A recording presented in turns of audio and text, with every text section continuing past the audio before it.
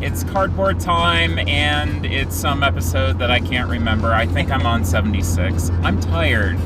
I'm very tired. I'm exhausted. We're driving back home. You're getting a car stream for the first time in, and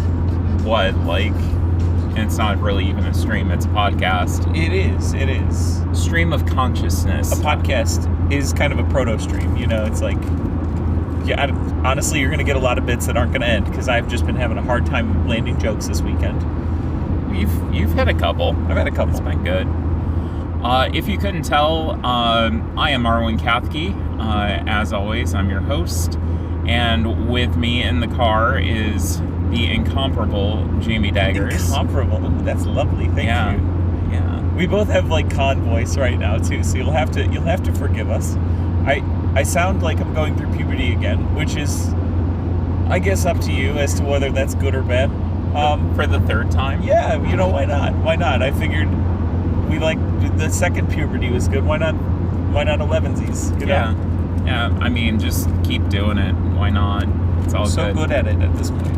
We are passing a restaurant that's called Donna Pani. I don't know what it is, but it sounds intriguing. It does, and it sounds like Arwen saying Donna, like Donna, but that's not it. That's not how it's spelled. I think it's Daana.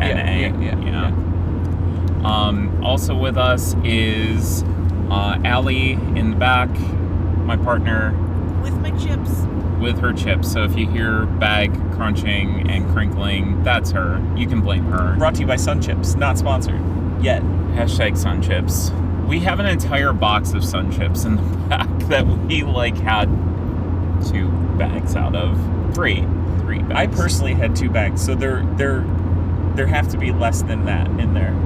I had a bag. Okay, so we're narrowing it down, but we still have a box. How many bags did Allie have? 3. Wonderful. Okay, so by process of elimination, that's 6 bags of Sun Chips. Sounds about right. Okay, yeah, we figured 30. this out. Out of 30. Out of 30. Oh. It's a large box, It is a big It's box. an extraordinarily large box of Sun Chips. So we are driving back from Pax Unplugged 2023. If you couldn't tell from the title, that's what we're doing. We're having a car podcast. We've heard your feedback. We haven't had one of these since Origins of 2022, maybe? I think so. Because we didn't do the one for PAX. We drove separately to Origins. I didn't go to Gen Con. So I think it was Origins of 2022 was the last time that we did one of these things. I had an amazing PAX.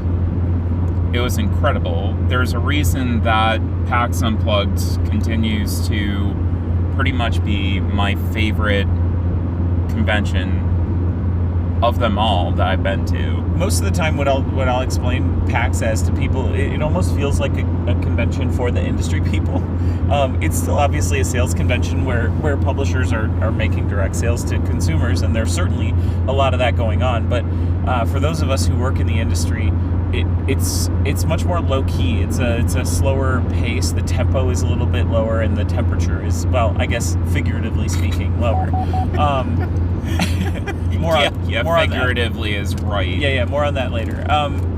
It's nice because it feels like there's more mixers. It feels like there's more after-hours events that, even if they're informal, it's just a nice opportunity to get together with people that you do kind of see in passing all year, but don't actually get to hang out with.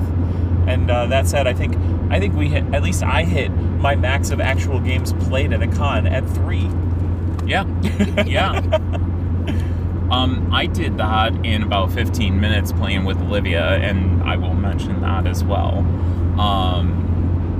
But it's really a great convention to go to, like Jamie said, to kind of hang out with people, to get to see people outside of that work context. And even when it's inside that work context, people seem to kind of have a little bit more time to kind of schmooze and just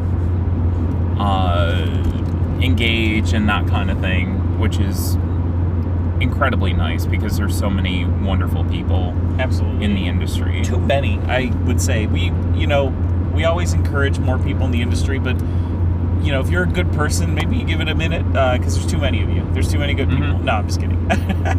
I couldn't help but feel like leaving PAX, and I still have this like feeling, and I'm sure it's just anxiety, but that I missed something. Like I missed someone or something big, like just kind of fell by the wayside. And until I find out, like, that I left my Nintendo Switch at the hotel, which I didn't, but like, it's that kind of feeling where it's like, I feel like I forgot something, but I know for a fact that it's just because I didn't have enough time to visit all the wonderful people that I wanted to see.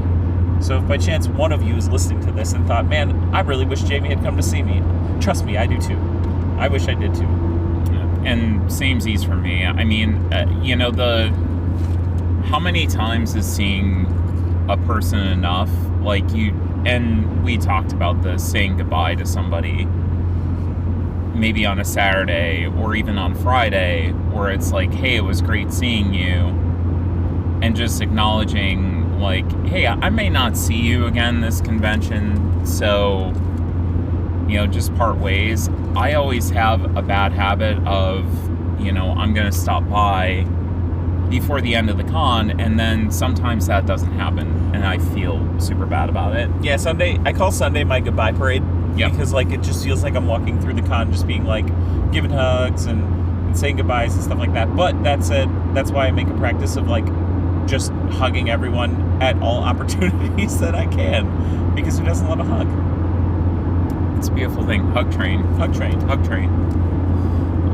And we'll talk about that a little bit later as well. So let's get into kind of the drive down. We drove down on Wednesday afternoon/evening, just to kind of, we're Cleveland based, so getting down to Philly is about a 6.5 to 7 hour ordeal. It was pretty smooth sailing. We wanted to get down to the area on Wednesday night, and unfortunately we hit a pretty bad accident. We passed by it. We were stopped. It wasn't a accident that we had. It was just that we dealt with the traffic from it, and that slowed us down a little bit. But other than that, it was pretty smooth sailing. There was a new gas station that we got to experience. I can't remember what the name of it was. Oh man, it wasn't entirely forgettable at this point. Slippies or whatever. Slappies. Stinkies. I don't remember what it was called. Stimkies. But PA people, let us know. Yeah. What. You have like a dank gas station in the middle of Pennsylvania. It's not Sheetz or Buc-ee's. Right. It's the other one. Yeah. I was very impressed by it. Like, yeah. They did have shrimp cocktail. They had sushi. Allie's still not over the fact that we wouldn't let her have gas station shrimp cocktail. Yeah. Gas station shrimp cocktail probably isn't the greatest idea. No. She contends that she wouldn't have had it, but I don't know if I believe that or not. But I wasn't even given the option. But like I said, if we weren't allowed to stop at Taco Bell, you're definitely not allowed to have gas station shrimp. Right. That's the way that goes. Just as a fun fact, a little amuse-bouche for the rest of the show, for those of you at home, to paint an audio picture for you. Despite the fact that we didn't stop at Taco Bell, that didn't prevent the car from having some sort of odious experience that I won't soon forget. We assumed that the offender was a rogue piece of cheese that was traveling along with us for the now infamous cheese party that Arwen hosts. But after disposing of said offender, we still have a mystery scent in the car. So, I think what it is is that con funk wasn't so bad this time, despite the con being blisteringly hot most of the time. So I think this is it's just karmic retribution. It's some sort of, the con funk needs to exist in some capacity during the experience of going to a convention. It just so happened to be inside the car, and we don't know where it's coming from. And yeah, like Jamie said, we're still experiencing it, so I'm pretty sure it's a piece of cheese that somebody brought that is now taking the place of the other piece of cheese. Yeah. That's my theory anyways. I don't know. When we clean the car out, we'll probably find something, and it's probably not going to be good. Maybe Allie did sneak that shrimp cocktail in, and we just didn't know. Probably. It could be. You'll never know. I will never know. You're right. So we got down to the King of Prussia area at roughly 10 o'clock at night. Ate at the infamous Wawa, which was pretty good. You know, they have like the made-to-order food like your Sheetz does. Yeah, like this local artisanal joint, you know, like bespoke dishes and various canned cocktails known as Wawa. Yeah. That's actually the pronunciation. Yeah, it's Wawa, not Wawa. Yeah. And they have gourmet delicacies. Absolutely. Like farm to table kind of stuff. Yeah. Rustic breads. Yep. Pureed potatoes. breaded air chilled chicken coated in a breadcrumb and fried, you know, and served on top of the pureed potatoes. Yes. Artisan handmade noodles with a delicious bechamel sauce. Absolutely. Yeah. I think that's the end of that bit. But yeah, we've pretty much dragged that out as far as it's gonna go. So we did that and got to bed. Got up in the morning. Went to the lovely place known as Target. There was a fancy one by the King of Prussia It had Mall. escalators. It did have escalators. It had escalators, which was wild. It had an escalator for your cart, too. Mm-hmm. The cart escalator is very important. True. Just on the way down, though, which surprised me because the Target by us also has escalators. Oh, fancy. Both ways for your cart, but it's in the store as opposed to just at the front of the store.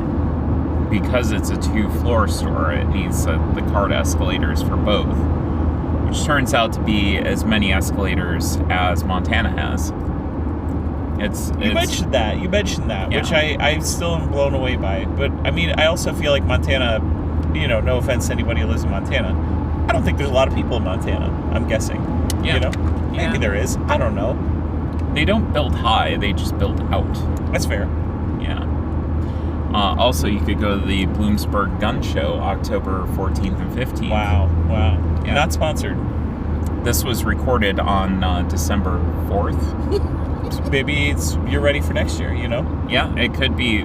Just getting ready. It's a big event. It's a really big event. That brings me to this show may end up being a little bit of like a flitting about, because the absolute like complete and utter destruction of my brain over the past 72 hours caused strictly by socializing with some of the world's best people and doing something at all hours of the night. I can't keep a cogent thought running in my head for more than a few seconds. So if I'm particularly long-winded, it's because I'm vamping until I remember the damn thing I was trying to say. In this case, it's not. That's not the case. I wanted to bring up something that I remembered talking about the gun show. I was speaking to our lovely friends over at Chip Theory Games, and in their game Too Many Bones, they have a character named Riffle. I was informed that a lot of people mispronounce it rifle, and that they sell Riffle a lot overseas at cons, but they never actually have Riffle in, at U.S. cons. So of course, I made the joke that if they did pronounce it rifle, it would probably sell better in the U.S. More than likely. Yeah. So especially anyway, rural areas. Very, very long walk for a short story. Yes. And so now we've gotten full circle. Absolutely. To what you were thinking about. It was a good segue to board games, which is what this whole weekend was about. No. I mean, we don't play board games. Yeah, you're right. These things. That's true. Oh, that's cute.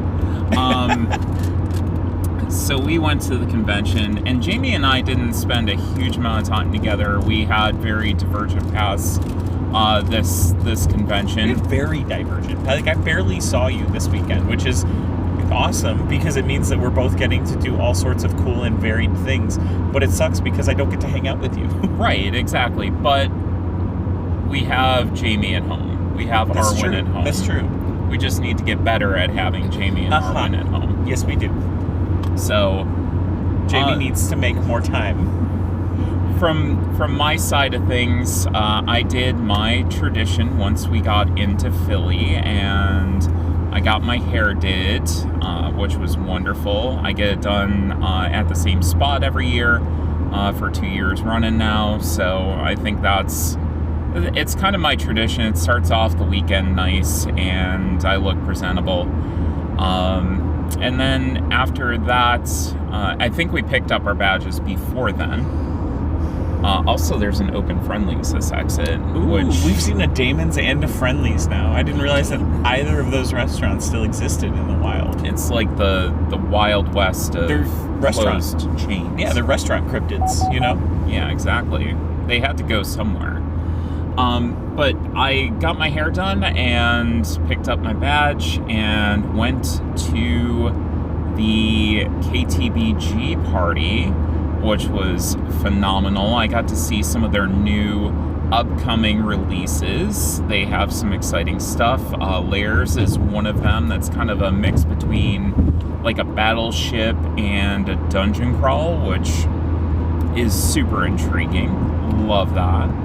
Every time I saw the art for, I mean, first of all, the artists, whoever the artists are for KTBG, they're doing a wonderful job because I really do love the aesthetics of each of their games. Same. But every time I looked at that title, I just kept reading it as Liars. Oh, yeah. They did a very good job with the graphic design. I combine letters sometimes. So. Well, you're the same person that also discovered Bum Cycle. Bum Cycle. Yeah. No, I have a very, very keen eye for apparently really cursed, graphic design. And then they had How to Save a World. I'm pretty sure it's How to Save a World and not How to Save a Planet.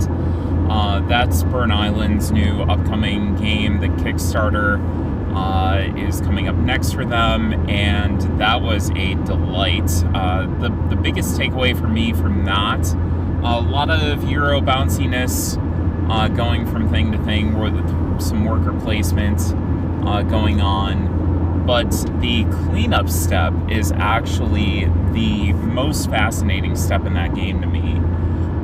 And the best way that I can describe the scoring mechanics is it's like a area control or an area majority where you're trying to have the most influence in a track, but the way that those tracks are weighted for points, basically you have 3 different ways that you can go in and save this world. You've discovered, or somebody's discovered this distant planet, but there's a massive comet that's going to come and destroy it, so you're trying to figure out how to best handle that. Ain't that just the way? It always is. It truly is. And you can either go and build a giant space laser and try to blow this comet up. You can try to go and build a giant shield to protect the planet and to protect the inhabitants. Or your third course of action is to just try to evacuate. So there's no option to send Bruce Willis up to it to destroy it? Well, I kind of feel like that's... It's kind of the space lasery, but you don't actually go onto it. So. I guess the original plan was not to send Bruce Willis to the comet. Hey, it's just what had to happen. So to the folks at Burn Island and KTBG, expansion pack opportunities, another track. There you go. There you go. So you are looking at different ways to basically save these people. And as scientists, you're trying to gather resources and put your investment and focus on those things. So as you spend the right resources to move up these tracks, you are going to be moving your influence in that track up, and, which is what really got me, there is a bag that you go and put cubes of that color, because there's 3 different colors representing each of the tracks, of that color into the bag. So during the cleanup step, you're going to draw 4 cubes, and those cubes go on the trackers for each individual different track as far as how powerful the scoring is going to be at the end of the game. I love that. It's so it feels cool. I've been seeing a lot of those like blind bag mechanics pop up in games lately. My personal favorite examples are Septima and Vagrant Song. Yes. Vagrant Song is a little bit different in that you're drawing items that you'll use, so it's not as like permanent of an effect on the game. But in the case of Septima, I really do love that mechanic of you are the opportunity cost in the game is choosing to kind of stack that bag in your favor at the cost of maybe other things that you could be doing to gain points. I think that's so clever, just because it just adds another layer of decision making to the process. And I think one of the other really cool mechanics with that is you have this basically round timer that you're going to be playing for an unknown amount of rounds. And the way that tracker goes, you move up 1 step no matter what at the end of each round. So no matter what, that comet is getting 1 step closer to this planet. In addition to the bags for each of the tracks, you have cubes that are black that if you pull that, the comet also advances another step. And each time you pass a certain checkpoint on the comet track, as it's getting closer and closer, you are going to be adding more of those black cubes to the bag, so it increases that danger. Love it. Love that as a mechanic. I think the whole thing worked extremely well, and I'm excited to finally get a full play of the game, hopefully very soon. But the demo was great. Can you remind us what the name of it is again? How to Save a World. Love it. Yeah, it was wonderful. The designer, unfortunately, I can't remember his name right now, but sat down and taught us, which was a great time. In addition, we got to see Roberta Taylor, which Roberta is, I have a lot of favorite people. I keep saying one of my favorite people. I have a lot of favorite people in the industry because people are super cool and nice. But Roberta constantly designs games that I like, that hit for me. And we got to see her at the KTBG gathering. Yuval Grinspun is the designer. Yes, and very nice. The art looks really way. nice. I like that. Yeah, it's a really, really cool looking game, and very fun to play. So Roberta's new game is Cafe Barras. That is, basically you're trying to run a small little cafe by serving different things up. We got a 2-player version of it. I was able to play it with Olivia, and it's a fun little taste of what the actual game is going to be. Multi-use cards, which is great. I love a good multi-use card game. The art was actually done by a Colombian artist as well, and is super cute. So the kind of creature comforts, kind of vibe is there, although the art is different. I did not get a chance to see Roberta this weekend. I am very, very sad about that. Yeah, she is so wholesome and so incredibly nice, and I have a great time anytime we see her. Absolute sunshine in a human being. Yes. So that was my night. We had the KTBG mixer, and then I feel like I'm forgetting something. Inevitably, we will forget things. Yes. Why do I feel like there was something? Oh, the most important thing that happened that night, I guess, was Fogo de Chao. We went with Alyssa Gambone and Liz Davidson. Liz is from Beyond Solitaire. Another delight of a human being to hang out with, incredibly surly, but in a fantastic way. I absolutely love Liz, and I got to introduce Allie to Liz this weekend. And our thoughts are the same. honor. We had a wonderful time eating meat at the Brazilian steakhouse. I felt like we were going to get kicked out a couple of times because we were laughing so hard. And it was a very, very good experience. Walked a few blocks to do that, and got dressed up, which was nice. I feel like I wore more skirts and dresses than normal, which was cool. Just kind of feeling that confidence and that air of I'm free to do this and it's not a problem, even though I'm like close to 4 years in my transition at this point. So that was pretty much my night. Jamie, what about you? I just got distracted by Clyde Peeling's Reptile Land as we were driving by there. So we're talking about Thursday? Have you ever been? No, I haven't. And we are talking about Thursday. I hear it's a shell of a time, though. It is. Okay, Thursday. The way my brain works is I think I said this the last time we did one of these for Origins too, which is that like being present in the moment is not something that I am like naturally good at. So I do have to focus on trying to do that as the weekend goes on. As somebody with ADHD, it's severe ADHD. It's extremely difficult for me to not be thinking of other things while I'm doing things. So that said, I'm still processing the con in a major way. So though we will both forget things, undoubtedly, Oh, yeah. I will forget more of them for sure. Thursday, I don't remember what I did. I want to be clear. I didn't touch a drop of alcohol this entire weekend.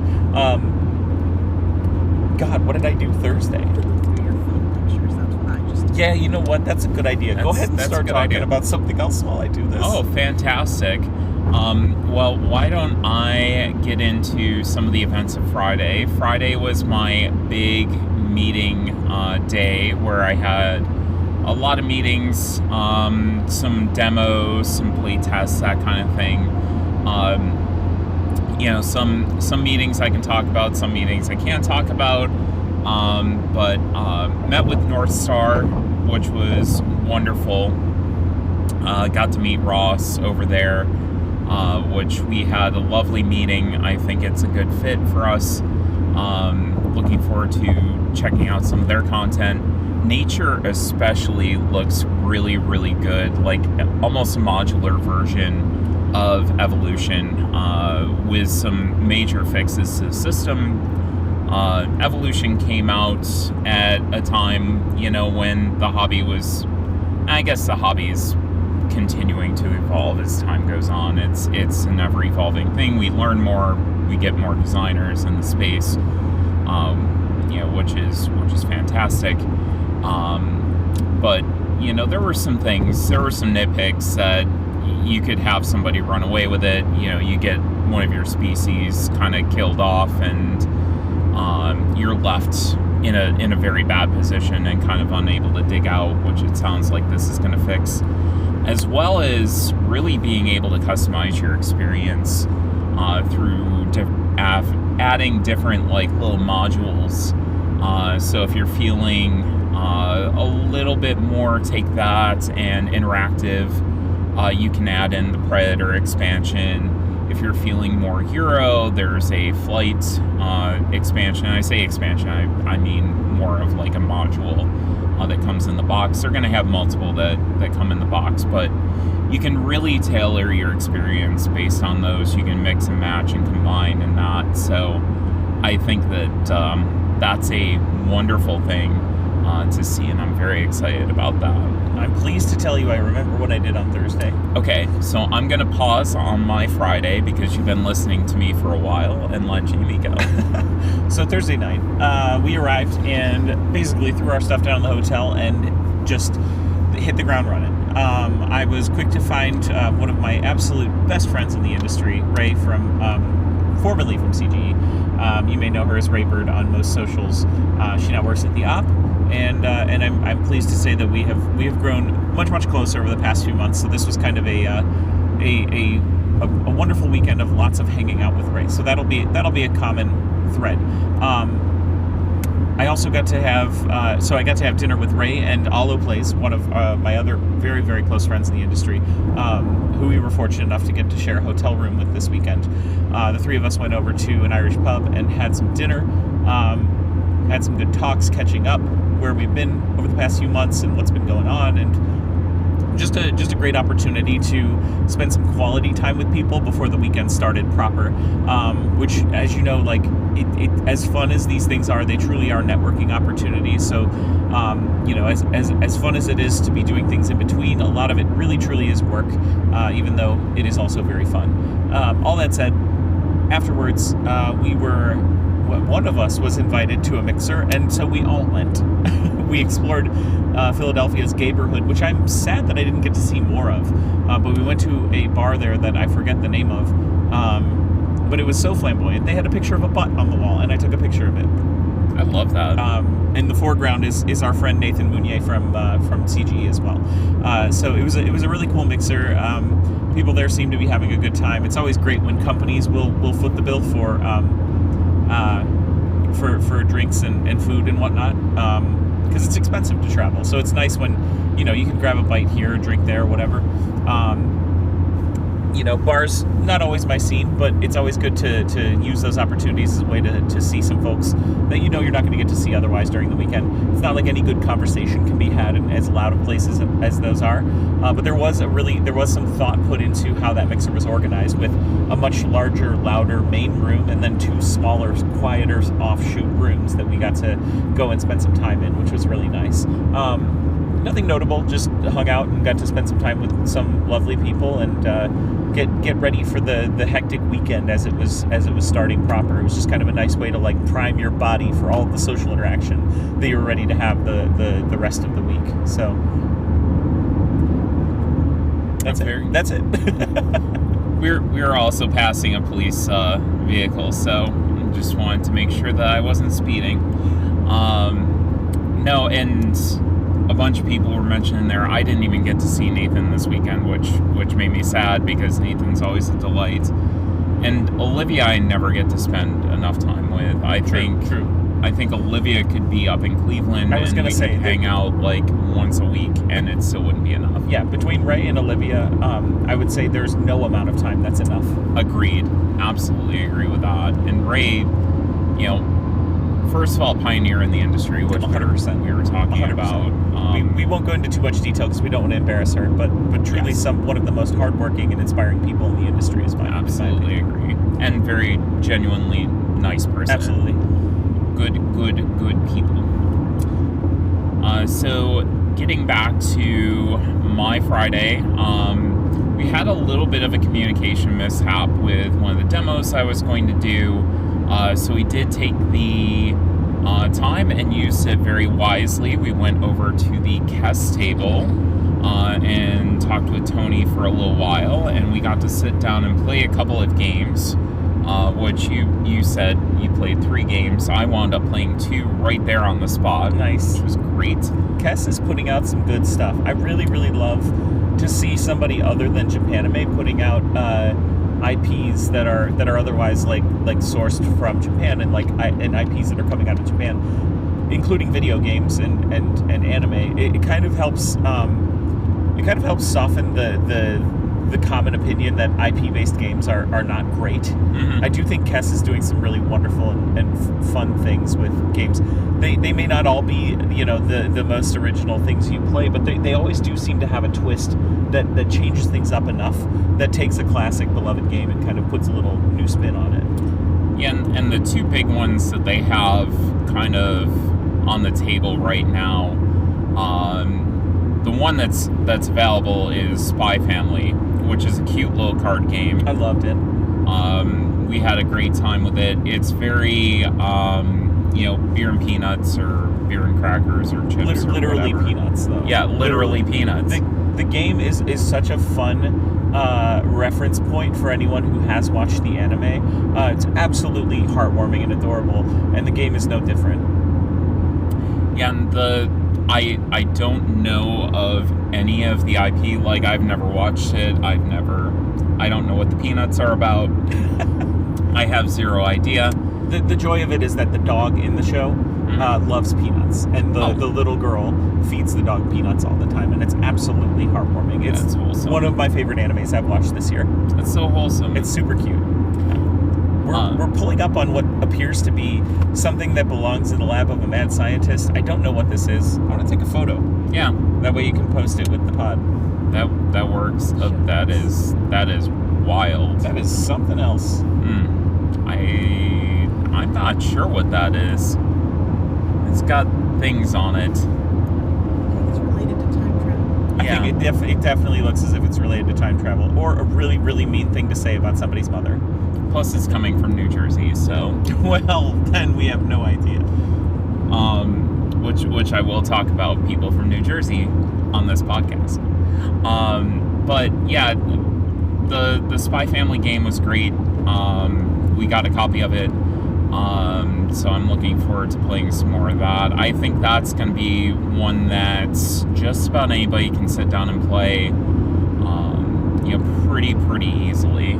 It's a clever little game, and I do like it. It was reminiscent of games similar to Love Letter, at least in terms of their footprint. Not necessarily the mechanics, but there are some interesting mechanics in that one that I haven't seen a lot before. I'm sure there are. I mean, like, so many things are iterative these days, but I do love when they, when you have something that's a little bit more lightweight. It is going to be one of those things where, if someone is... If someone is very much not a fan of anime, the theme might kind of put them off. But if you can get them past that, I truly think there's a lot of fun to be had with that game. There's a solid, fun game behind it. Definitely, I would absolutely agree. I do think the one thing that you are missing before your demos is quite possibly the hardest game that we played at PAX, and that was getting into the con on the first day. Oh my goodness, the line. So, I forgot to talk about the line. Yeah, the line started at the entrance, and it wrapped around one whole entire city block, like all four sides of that city block, and came back all the way around to where the entrance was, and it doubled back on itself at one point too. Luckily, to their credit, as silly as it was to have one line for the entire entrance the first day, for both badge and entrance in general, I do think that with what seemed like a limited staff, they were doing quite a good job of getting people in. We didn't wait in that line very long. No, despite the length. The fact that it moved fast, I think, was really good. I genuinely think we were through it in about 20 minutes, which is very impressive. I think the one criticism that I think could be addressed for next year is when it comes to exhibitors, media, that kind of thing. I think it needs to be a little bit more clearly communicated, because there was some kind of frustration and misunderstanding about exhibitors being able to go in or use that line. It was just kind of like you were supposed to go up and just go into the building and go in if you were an exhibitor or media, that kind of thing. And that wasn't very clearly communicated at all. So I think that could have also helped out, because there were exhibitors in that line that were like, I need to get to my booth, and they didn't know. So I think that was one area of opportunity that they could have made that a little bit better. But it was very solid. Like, it wasn't a painstaking line where you're standing in it forever. Well, I do think they improved as the weekend went on too. In fact, this year in general, it seems like they improved the entrance aspect of it, especially since a significant portion of the draw of the con is the panels that they do, and all the workshop stuff that they do. They finally added an entrance in what I think is an intuitive spot, because, I mean, frankly, it's close to our hotel, so maybe it's just intuitive because that's where we are. But in my opinion, it's a far more intuitive spot if you're somebody who is just seeking those workshops, because it leads almost directly to them. So if you're in the con, you don't need to go all the way to the opposite side of the city to enter the con, walk all the way across the con to get to the workshops. It's an entrance that leads directly to them, but it's also a nice equidistant point between the workshops and the con, so you can go into either from that section. And there were actually 3 entrances. Correct. Once the first day was done, it seemed like once everybody got their 3-day passes, I think that was like the bulk of the people in that line. There was no line the rest of the weekend as far as I saw, or if it was significantly reduced. Yeah. So I think, that initial kind of shock was tough to get through, but once they did, it was like it did not take us long to get in. I didn't missed any meetings. I wasn't late for anything, which was great. And kind of what I was worried about standing in the line, but it went quick enough that wasn't a problem. But getting back to doing demos at the Kess table, I was very, very pleased to see Sonic Roll, which is their offering that's going to be coming out next month. I am super stoked for this game. And again, you have the IP kind of stigma that haunts a lot of games that you're worried about. Is this going to be good or not? It's a video game IP. It's a massive video game IP. There's been Sonic games in the past, that were more of just like that mass market push. And I think for me, this is one of the best IP games that I've seen. The thing is at the top of that list. I've got quite a few, IP games that do it right. So, again, like The Thing, Battlestar Galactica, those kind of games. The Expanse was another good one that we played. Yeah, we played that at Origins. I liked that one. Yep, that was very, very well done. I also love the show. I've never seen the show. It's quite good. I need to check that out at some point. But there was a lot of care that was put into making that game happen.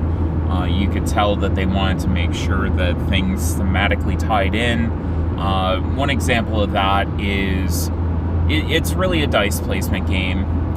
You're cooperatively going and placing dice, trying to get through a zone and then beat the boss. And then the way that you're going to do that is by placing dice, certain colors, certain numbers, that kind of thing. You have ways of manipulating them.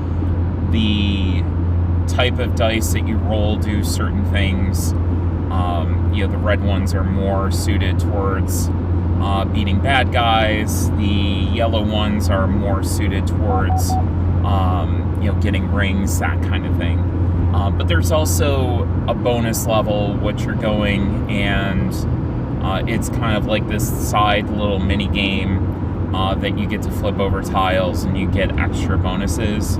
The way that you access those is either by going through one of the giant rings at the end of the stage, or by passing a checkpoint that you have a certain amount of rings, and that way you can bank those rings as well. If you take damage, you lose all of your rings before you lose one of your lives. So just little things like that, those are things that you just kind of notice and you pick up on. And I thought that the gameplay was really good. We had a really good time. Allie was with me at the demo table, and she picked it up pretty well. It was easy enough for her to follow and kind of figure out what to do as well. So I think it's not going to be one for absolute beginners to the hobby, because I think it's definitely got some difficulty, but I think it's going to be a game that if you're at that mid-low to medium, I would say more towards the middle-low weight, and that's something that appeals to you, that game is going to be one to definitely check out and pick up, especially if you're a Sonic fan. That one really, really played well. I was impressed. As far as other things that happened on Friday at the convention, like I said, more meetings, just doing demos with Chip Theory. On the Elder Scrolls game, I was asked by Liz Davidson to go and sit in on a demo of that as well, because she's doing some work on that. And it's always a delight to do any sort of demo with Andrew Santoro. He is just a charming character. For those of you who have met him, you know what I'm talking about with that. And in addition, Galactic Cruise looks absolutely stunning. The art is by Ian O'Toole. It's very reminiscent of a Lacerda game. If you know me, I'm a fan of Lacerdas. I don't necessarily get them to the table nearly as much as I'd like to, just due to their weight and their crunchiness. But that Ian O'Toole graphic design and art combo, even though this wasn't finished graphic design and art, really led to a lot of, intuitive, very clear, this is where I move things. And with a game that's that heavy, that's going to be super important, because you have a lot of moving parts, you have a lot of different things. One of the things that you have are gears that are blocking, the amount of goods that you can, or resources that you can potentially get on a track.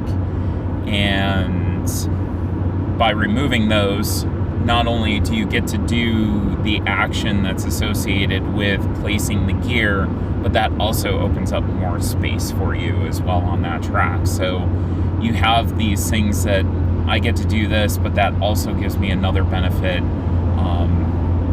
which really, for people who like those combos, who like, thinking 3-4 steps ahead and trying to make those little machines work, I think it's going to be very, very appealing, and great table presence as well. Surely it's going to be an investment. I'm pretty sure it's probably going to be in the $100+ range to pick that game up, but I think it's going to be worth it. So Jamie, anything at the convention or anything that you did while you were there during the daytime that stood out to you? I think the stark difference between our days is going to be that Armin did a lot of meetings and important things, and I did equally important things for me, but they weren't nearly as interesting in terms of playing games. However, this particular day, I was on a mission. I've been hunting down Finest Fish from Last Call Games for about 2 cons now. I saw it for the first time at Origins, well after I could have bought it because it was sold out. I would say it's just mostly because they're a smaller publisher. They don't have a huge presence, but all their games are really, really adorable, and they just have a wholesome vibe. I'm not super familiar with their other offerings, but I loved Finest Fish. Another very lightweight game, like not a ton of massive thought process going into it, but you are just picking up these little colorful scales and arranging them on your fish to try to make the finest fish in the bowl. And based on how you have runs of different colors and whatnot, or match different cards that you draw, you'll get more points. And it's just a cute little, just easy, lightweight game to talk over. And I've been wanting a copy of it because Rachel was really, really enamored with it, and I've been dying to get a copy. So the first thing I did when I went to the con was go and hunt that down, which I did manage to get a copy. Thank you to Tiffany, by the way, for showing me where that booth was very early on so that I could get that game. One of the few things I bought this weekend, actually. So I went and I hunted down Finest Fish, and then I was able to meet up with Ray and a couple other folks like Foglight and Eric Yurko from What's Eric Playing, and we got to head over to the Clask booth, which I'm going to pat myself on the shoulder for yet another con weekend where I somehow avoided to tempt myself into buying Clask. I need to own a copy of that game someday. Yeah, I just not in a financial position to be purchasing anything right now, so I managed to fight the urge to buy it despite playing the 4-player version of Clask, which, holy moly, was that fun. Y'all, if you like Clask, I know it's a big ask to get another uncollapsible game into your collection, but 4-player Clask was just a riot. It was so much fun. It's very similar to traditional Clask, except it's played in a circle. So the board is circle shaped, and you have your recessed goal spot right in front of you, where your little I don't even know what they call the actual thing, like a little toggle that you're moving around, yeah. Kind of like in air hockey. It's connected by a magnet to something under the table that you're moving with your hand, so Clask is full dexterity.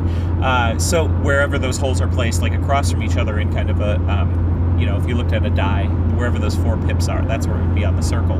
And then in between each of those circles on the outer ring is a small bump, so that if you were to hit the ball against the edge of the arena, it would roll against that bump and then rocket across the table in the opposite direction. So it's supremely chaotic.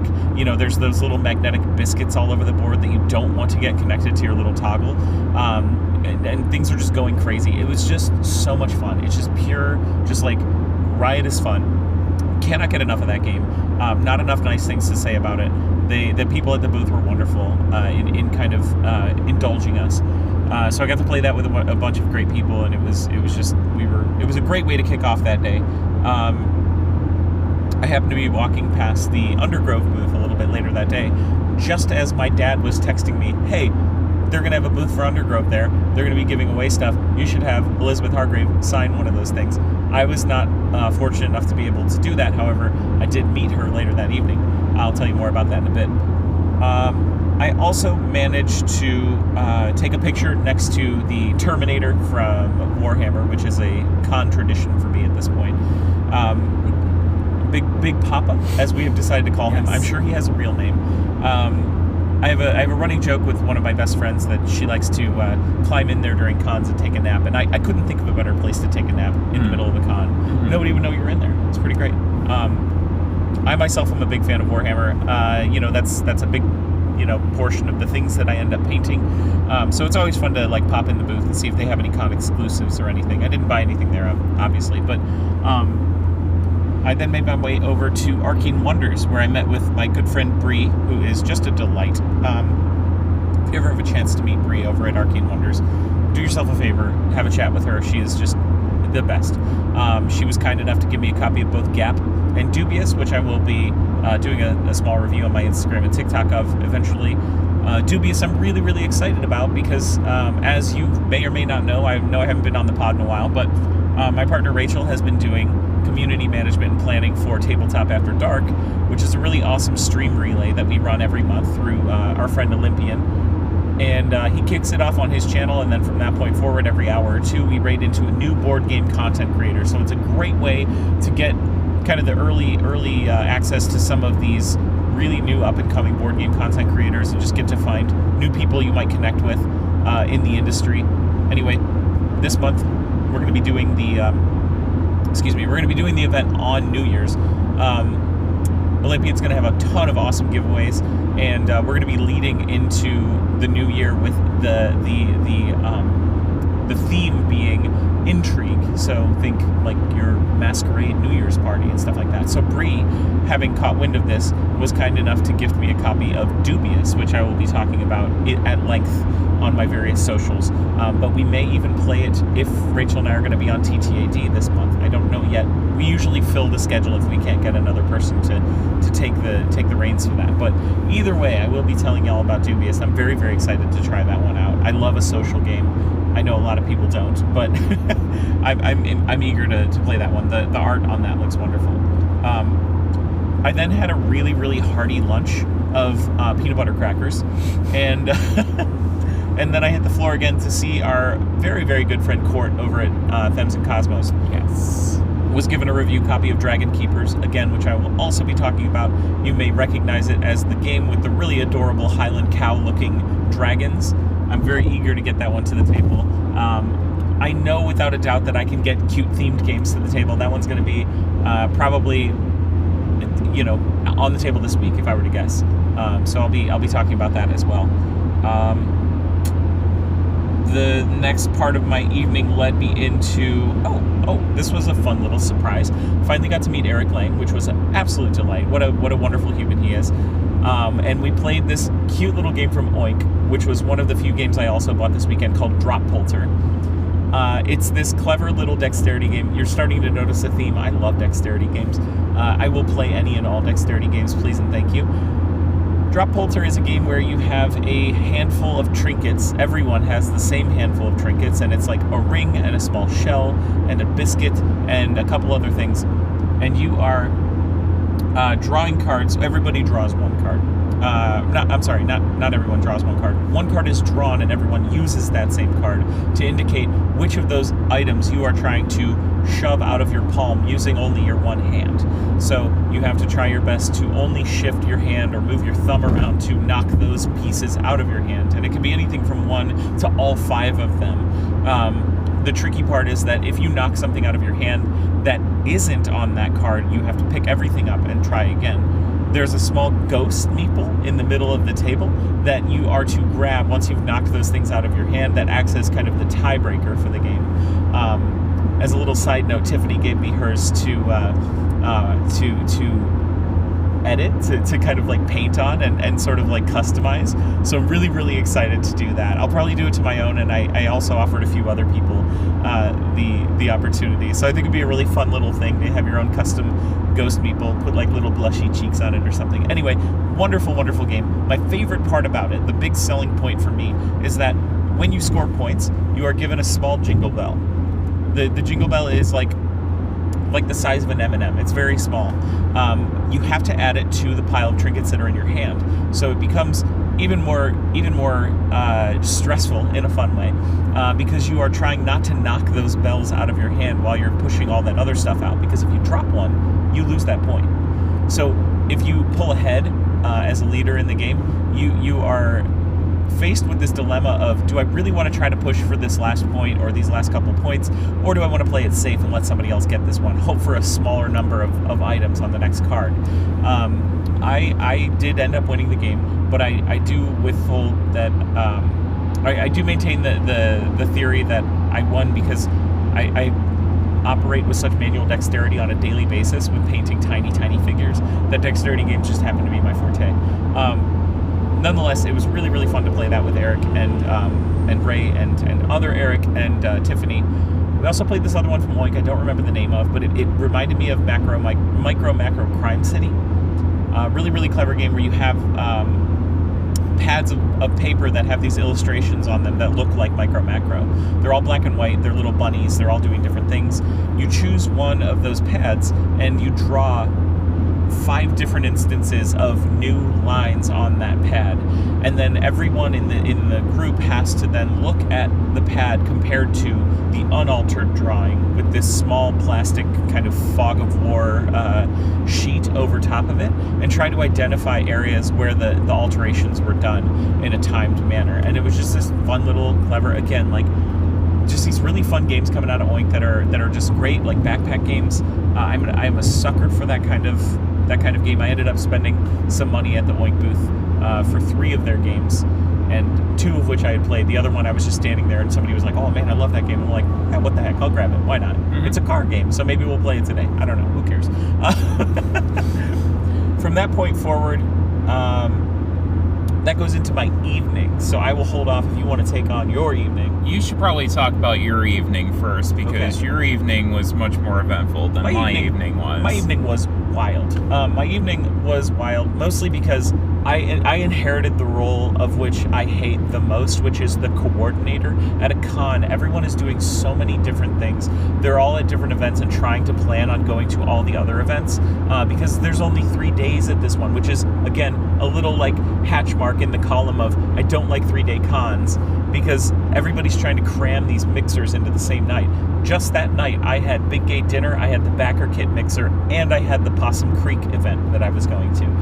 So I was originally planning on going to all 3 of those with about 5 people, all of whom were trying to coordinate through me as to how to get to these places together, because it's in a city we don't know. So we're all trying to travel together as a means of safety and security and everything. So in that mix, I do have to make a public apology here to Arwen for completely dropping the ball and getting her into the Big Gate Dinner this year, because it was inside of a closed mall, which is very cool, but also like logistically impossible to figure out. I was invited rather last minute, and also had the distinct pleasure of inviting other people last minute who were not given an invite in advance.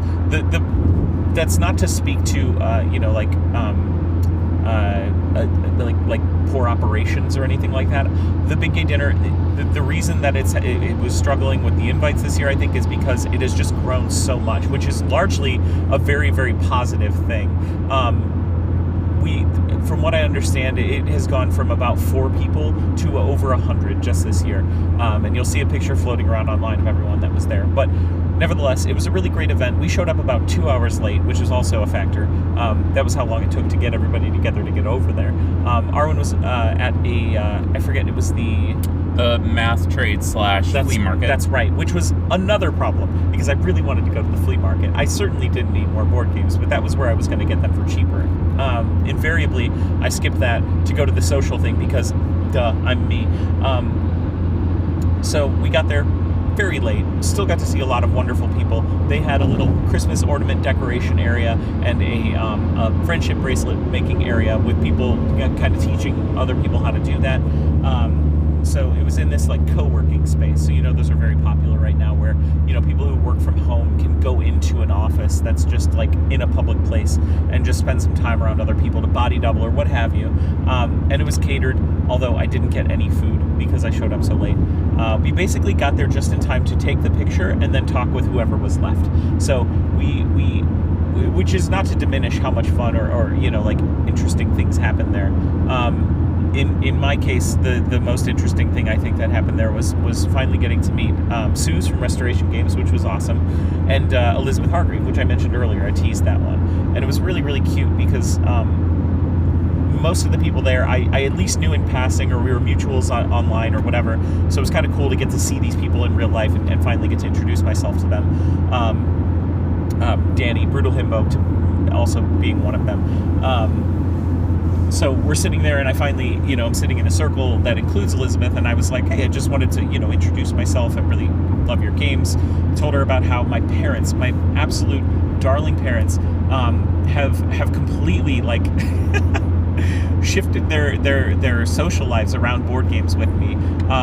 They latched onto Wingspan a few years ago and were playing it almost every single day for 100 days straight. And they just adore the game, and for good reason, of course. But they recently have sold off the dining room set that was they still live in my childhood home, and have now converted the dining room into a game room, which is just fantastic. What a dream that is. We've always been a board game playing family, but to see them get into hobby board games and stuff. So I'm telling Elizabeth this, and she just kind of gets this little wry smile on her face, and she goes, we should send them a selfie. And I'm like, all right, yeah, let's do it. And so I sent them a selfie. My phone just starts blowing up with both my mom and my dad just texting me back oh, tell her this. And it was just the cutest thing in the world. And she was so tickled by it. She's like, I love doing that. She does that all the time with people where, if someone's her fan, she loves getting to make that memory happen. And of course I shared with them the importance of board games to my dad's recovery 5 years ago. Yep. And, just getting to share that story was really, really cool. The dinner was really great. They had this this interesting kind of sticker communication situation. When you came in, you put your sticker on, your pronouns, what you want to talk about, interesting topics that you want to talk about, and then a color coordinated shaped sticker that you could put on your name badge that indicates your level of social interaction. I'm somebody who's very friendly. You can come up and talk to me. I will talk to you. Or I'm somebody who just kind of likes to be there and listen, or I'll chime in here or there. It was a really, really clever way to deal with that sort of thing because, at these mixers, I think a lot of times not enough attention is given to that sort of thing. So people who aren't as social end up falling by the wayside and not getting as much out of them as they could. But I think if those communication lines are very clearly established from the get-go, especially in a space that's as welcoming and wholesome as the Big Gay Dinner, I think that can truly bring more people into the fold in a way that's actually meaningful to people who otherwise have a problem interjecting into spaces like that. So I thought that was a really clever way to handle that, and I'm really, really excited that they implemented that sort of thing. I'm very eager to to actually like prioritize that gathering next year and really make it a point to go to the whole thing, and also get formal invites for the people that missed out on it this year, yourself included, Arwen. Like I said, there was a miscommunication that led to me assuming that somebody else was going to find you and let you in. But again, since it was like inside of an already closed mall, it was really difficult to navigate. We actually needed an escort to go out of the mall, which I think was an agreement that they had in order to use that space that night, which was kindly donated. The space and time was donated by that company. So, nice. Observing those terms of commitment, I think were important to them. You could clearly tell that the people who hosted the event were doing a lot of work during the event, including, Isaac from Rose Gauntlet and Mo. A couple other people I don't know that are on the board that were there too. It was just really lovely to see everybody together and enjoying that space together and sharing in that fellowship of our identity in this space growing. It's just, regardless of whether or not you got to attend the event, it's really heartening to see that many important people, that many wonderful people, like names who are noteworthy in the space, really like growing and truly sharing a portion of this industry with everyone. From there we went off to the Possum Creek party, which was the first house party. I won't go into detail just because honestly, it's not that it wasn't a fun party or an enjoyable event. It was just far less of your normal marketing event and more of just a, hey, we're gonna hang out at this house and just like everybody's partying. I'm not drinking like right now just because of like some nerve pain issues. So I just went to enjoy the atmosphere and stuff and it was very fun. It was actually at the house of somebody who lives in Philly that's part of the Possum Creek team. But it was a cool little event. Again, not as much networking going on there, but it is nice to, again, this is a perfect example of what I was talking about earlier, which is that this con is really great for people in the industry to just kind of cut loose for once. All the big announcements happened already at Essen, and they probably sold out of all those things. Kickstarters are being delivered, so it's cool to see like the darling games that are finally available to the market that people have been getting at Kickstarter the past month, like Mycelium, for example. Those are available just in time for Christmas. But this party is an example of like how people are able to cut loose and really just enjoy some time together before the holidays hit in force. And that was my whole night, which is, I got back at 3 a.m., so it was kind of a long night. So what we wound up doing, like Jamie mentioned, I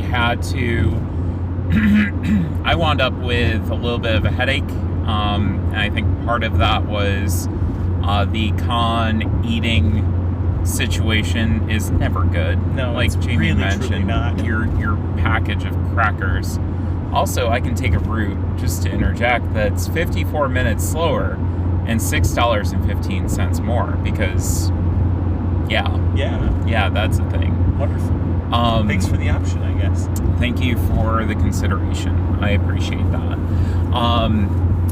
No, but can I interject really quick about the food before you carry on? Because I know you're going to be talking about the vibes of the food. I'm going to talk about strictly the prices of the food. Okay. Mm-hmm. It was like $15 for chicken tenders and fries, and like $6 in the convention center. Correct. It was $6 for a hot dog. Anyway, carry on. If you go across the street to Reading Terminal, which is kind of crowded, especially during certain times. Absolutely. Which we found out on Sunday, which we'll talk about in a minute. Basically, the food prices get way cheaper. They're more reasonable. They're actual, just kind of like, regular prices for food that you would expect, which is amazing in a big city like Philly because you would expect them to be way more than they are. And you can actually get some really good deals, which is one of the things I really like about PAX is the fact of being able to go across the street if you can brave the crowds, which is, it's even more crowded than the convention center is, in my opinion, and get some of that good food. The problem is you have to take the time to do it. So I wound up with a little bit of a headache and had to duck out of the demo with Chip Theory early, unfortunately. I'm so glad that I'm kind of at the point that I'm friendly enough with a guy like Andrew that I can say, I need to duck early. I have a really bad headache. Can you take my spot? I apologize to everybody. Which people followed up. Hey, are you okay? Are you fine? Which was really nice to see. Turns out I just needed food and an ice pack on my head and some water. Go figure.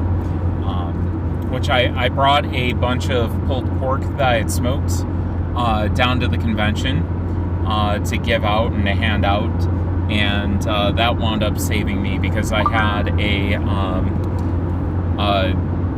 container of that and put it in a bun, and that was like a lifesaver for me. So usually at these things, if you're doing a lot of meetings, which I was, you wind up just kind of getting what you can get, and that's what led me to that situation. But packed up all of my games I brought down to the flea market. I didn't do the math trade this year. I hate OWL PG or whatever the system that they use to do math trades now and to facilitate them. I still can't figure it out. I'm a computer nerd of the 80s, and I still can't figure that damn system out. I was so impressed. Rachel was the one who suggested we do the math trade this year. Mm-hmm. I was like, who are you?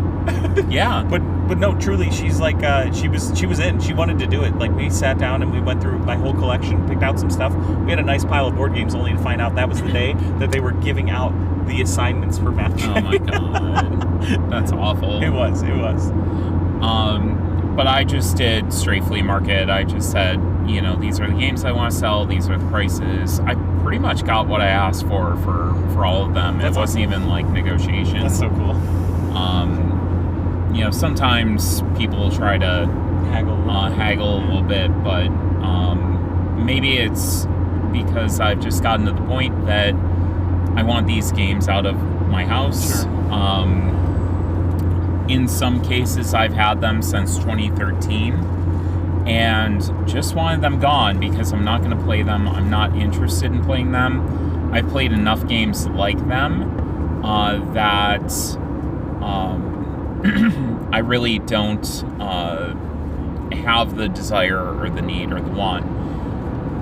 And this is a reminder. Somebody else who I spoke to this weekend, if you want to go back and get some good advice on game acquisition and why you should curate your collection, I can't remember exactly what episode it was, but my conversation with T. Kyrez, go back and listen to that, because there's some amazing deals that can be had at these flea markets, at these math trades.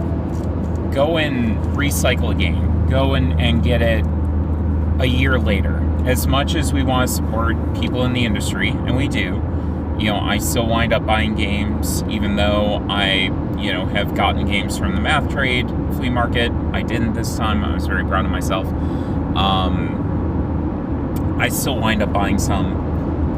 But you can get some great deals on some great games just by going to those, perusing them, and looking at them maybe a year after they come out. Well, I think invariably, too, you have to think of it from this perspective. You may have a game, like I have Evolution at home, right? Mm-hmm. I know Evolution's been getting kind of a new life in the marketing space right now. It's not a game I'm going to play. I mean, it's not that I wouldn't. It's just that I just am not compelled by it, and that's okay. Somebody out there probably wants it, and they'll get it for much, much cheaper than buying it new, which is not to say don't support other creators, don't support board game companies, but there may be a game that I want that someone has, and Evolution can be a perfect replacement for that sort of thing. So even if you're doing that via the flea market by getting more money for Evolution and then going out and buying, whatever game it is that you want, you're also kind of paring down your collection so that you have games that you want. There's not just a game sitting on your shelf that you're never going to touch. Well, and having that game go to a good home. That's totally. It's somebody that's going to play it. Absolutely. I think is also a very important, conversation. And something that T and I talked about. So just a plug to go listen to that episode, because it was one that I learned a lot from personally, and was something that kind of made me realize a couple of things about my collection that I needed to take care of. And yeah, definitely some learning to be had there on that one. So once we got done there, like Jamie said, we went over to the mall. Unfortunately, the doors were locked. We couldn't really get a hold of anybody. We tried like a bunch of different entrances, and it was just locked. It was one of those things that was after hours. So it was unfortunate circumstances. We did get to go to a chicken place called Crown Chicken, which I really wanted to go to for a long time. And I thought that it would have really great chicken, and it wound up being kind of meh, which I was sad about because the place it's kind of sketch. It's kind of a sketch place. We kind of have a tradition. I don't mean to cut you off so abruptly, but just to let our beloved listeners know that Arwen is one of the few people I've met that understands my desire to go to janky places, because they usually have really good food, or you always run the risk of, just salmonella or something. Yeah. But usually it's high risk, high reward. So I appreciate about that. I appreciate that about you so much, that I now have somebody who will suffer through the bad stuff Exactly. with me, but is down to go to Yako's Hot Dog King or whatever, which we didn't end up getting to. Sadly, we didn't get to go there. Maybe next year, if we play our cards right and we plan a little bit better. Yeah. Long live the king. Yes, long live the king of hot dogs, Yako's. An Allentown tradition. So we wound up getting Crown Chicken, headed back, and had a great conversation with Olivia. Nice little slumber party. We cried, we laughed, got to do all that in PJs. So I guess I got that experience I never got to have as a kid. It's kind of a fun thing about cons, isn't it? Yeah. It's like a unique opportunity as adults to still get those kind of... It is exactly that. It's just as adults. And it's like sanctioned, Exactly. And I got to bed at a reasonable time. Yeah. So that definitely helped my next day, which we're going to talk about right now. Yeah, I did not get to bed at a reasonable time, which is not super atypical for me, but certainly a lot harder to do when you're also walking like 5 miles a day and just sweating your whole patooski off, And so for me, my Saturday started off with, and I guess I'm going to talk about it. I wasn't sure if I was going to announce it or not, but a interview with Nikki Valence, which I was very excited for. They have done some incredible work, pioneering queer inclusion in the industry for everybody. It's a fun interview. I had a lot of fun sitting down with Nikki. I know a lot of people say that, they're kind of intimidating at first, and for good reason. I mean, they've done a lot for us. They've done a lot for the industry. They've done a lot to make sure that we can be here. So it's very much appreciated, and it was something that I felt very honored that I got the opportunity to do that. It's going to be a banger of an episode. Yeah, it's going to be short. It's going to be short. They gave me 20 minutes. I took a little over 20 minutes. And thanks to Nikki for sticking with me on that. We sat on the Cephalofair, booth floor and just kind of crossed our legs and said, okay, let's do this, which was a lot of fun. That's a good memory. The queer experience, Yeah, it is. Sitting on the floor. Sitting awkward and talking. But yeah, something that I will value for a long time. And Saturday was kind of the day of gatherings for me. You were very busy that day. I was very, very busy that day. Kicking butt all day long. The Saturday afternoon, we hosted the cheese party, which has become an annual tradition. I would say anything over 2 years is now a tradition, I guess. I'd like to interject really quickly because I know that either you don't have the perspective to recognize this or you're too humble to, but Arwen has been working so hard on this cheese party, and it showed this year. Not only the quality and quantity of the attendance, but the amount of cheese and offerings that this had was, I genuinely think, and I know this is going to maybe, like, I'm kind of blindsiding you by this, so I apologize for waiting until the podcast to say this, but I really do think that that's going to be an event that continues to grow. I really, really do think so. Just because the passion that you've put into it, and like the clear connections that you've tapped in creating that space is going to be enshrined, I think, over the next few years. So those of you listening, if you don't get an invite to Arwen's Cheese Party, you might want to think about figuring out how to get into that. It's going to be exclusive very soon, I'm sure. It's such a good time. We love having it. You did a lot of hard work to make that happen, and it showed this year in a big way. And to other people that I would be remiss for their hard work, equally are Alyssa Gambone and Liz Davidson, as well as Allie in the back. Oh, hey, that's me. That's her in the back that you don't get to hear from that often. Allie really, hustled around and put things out and took was pictures, doing media for me and that. So, that was the theme throughout the whole weekend. So that was really, really appreciated. And I didn't have to go and do stuff myself, which was wonderful. I got to chat with a bunch of wonderful people that attended. Our friend Ches was there. Tori Brown was there, which was fantastic seeing her there. Getting to talk with Carla Cobb from Weird Giraffe Games is always a delight as well. Monique was there. People that I'm forgetting Daniel at this point. Daniel. Oh my God, how did I forget? Yes. That's okay. Yes. No, seriously, I've had so many moments where I'm like, I'm trying to remember all the people that were here, and I feel like an asshole for not knowing all. And Daniel is, like, what a delight. Legitimately a delight what of a an person. Absolute joy to be around. The best chocolate I've ever had. Oh, 100%. Yes. That peanut slab? Yes. That peanut slab hit. Oh, no, this Oh, was no. The Oh. coconut. Oh, the one you guys were talking about last night that The I missed out on, coconut, huh? yeah. Okay, cool. Make me feel worse. Listen. No, I'm just kidding. Listen, if we dig it, I think it's in the cooler. Okay, cool. So if we dig out the cheese when we get back home, you can try some. I just have to say, Canadians, thank you so much for what you do for chocolate. As an American... And chips. As an American who thinks that our American chocolate tastes like cheese, thank you so much. It's delicious. And not in a good way. We're talking about a cheese party, and I referenced cheese. Right. Not good cheese. It tastes like processed cheese. Yeah. Anyway, sorry. Carry on. Yeah, that American cheese. So we had that, and great camaraderie, and again, Daniel gave me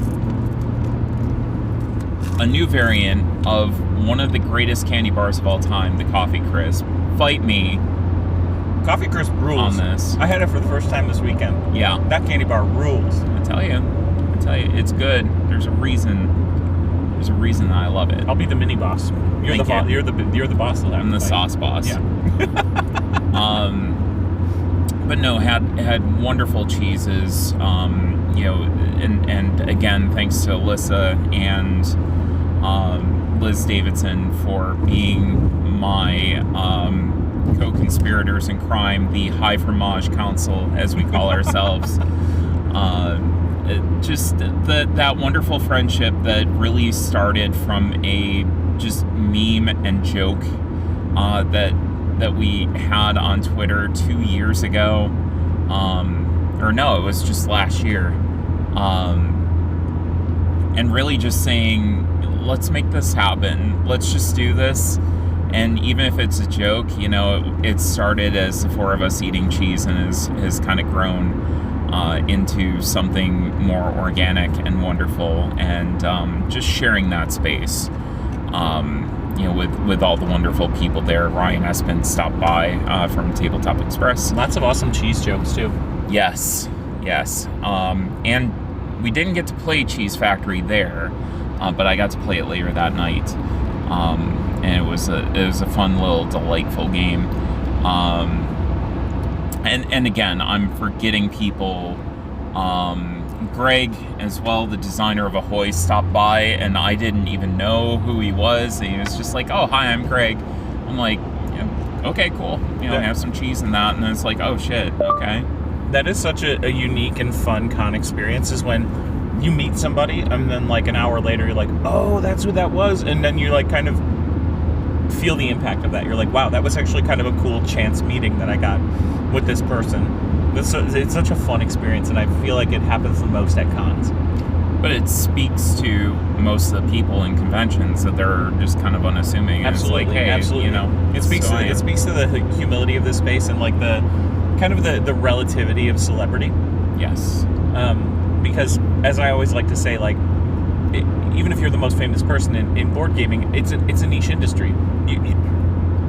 You walk to the grocery store, you're nobody. You know what I mean? Or like relatively, Yeah. That's kind of what makes it fun, though. There is definitely ego, of course, that happens in this space, but largely, you're just somebody who created a board game. Yeah. And people know you because they like your game, and I think that's a really wholesome connection. That's what I love, is connecting with people on a personal level. Absolutely. And most of the conversation winds up not being about board games, which I also love, because it's just random stuff. It's just random people talking, making connections, and having those interpersonal experiences. We also met up with Christopher and Taylor for bagels in the morning, which I thought was directly across the street from the hotel in the market. And unfortunately, it was half a mile away. Ooh. So we got an emergency Uber and hightailed it out over to this charming little bagel shop, and had a wonderful little sandwich and some conversation with them as well. It's always good to see Chris and Taylor as well. So that was a lot of fun. And then later that night, we went and hosted the Tabletop Express meetup, which was also fun. I love those guys. If you're not subscribed to the Discord, hit me up for an invite to that. Wonderful little community, very, very safe, very wholesome space. And we have a good time in there. Also, kudos to you guys for having a combined Discord. I think everybody in the audience can agree with me that we need to have more combined Discords. We're just talking about this. I know.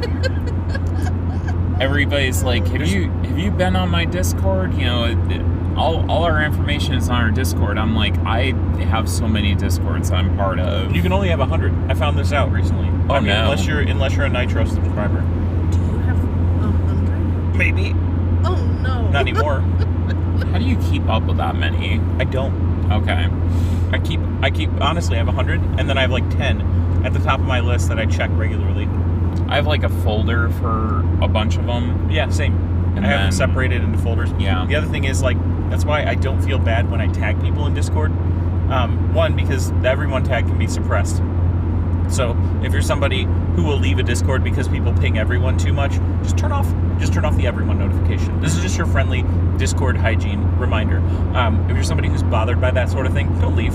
You may still want the information that's in that space, or I guess you could leave if you just never interacted with it or whatever. Yeah. Every so often it's good to go in and clean that up, so that you don't hit that 100 cap.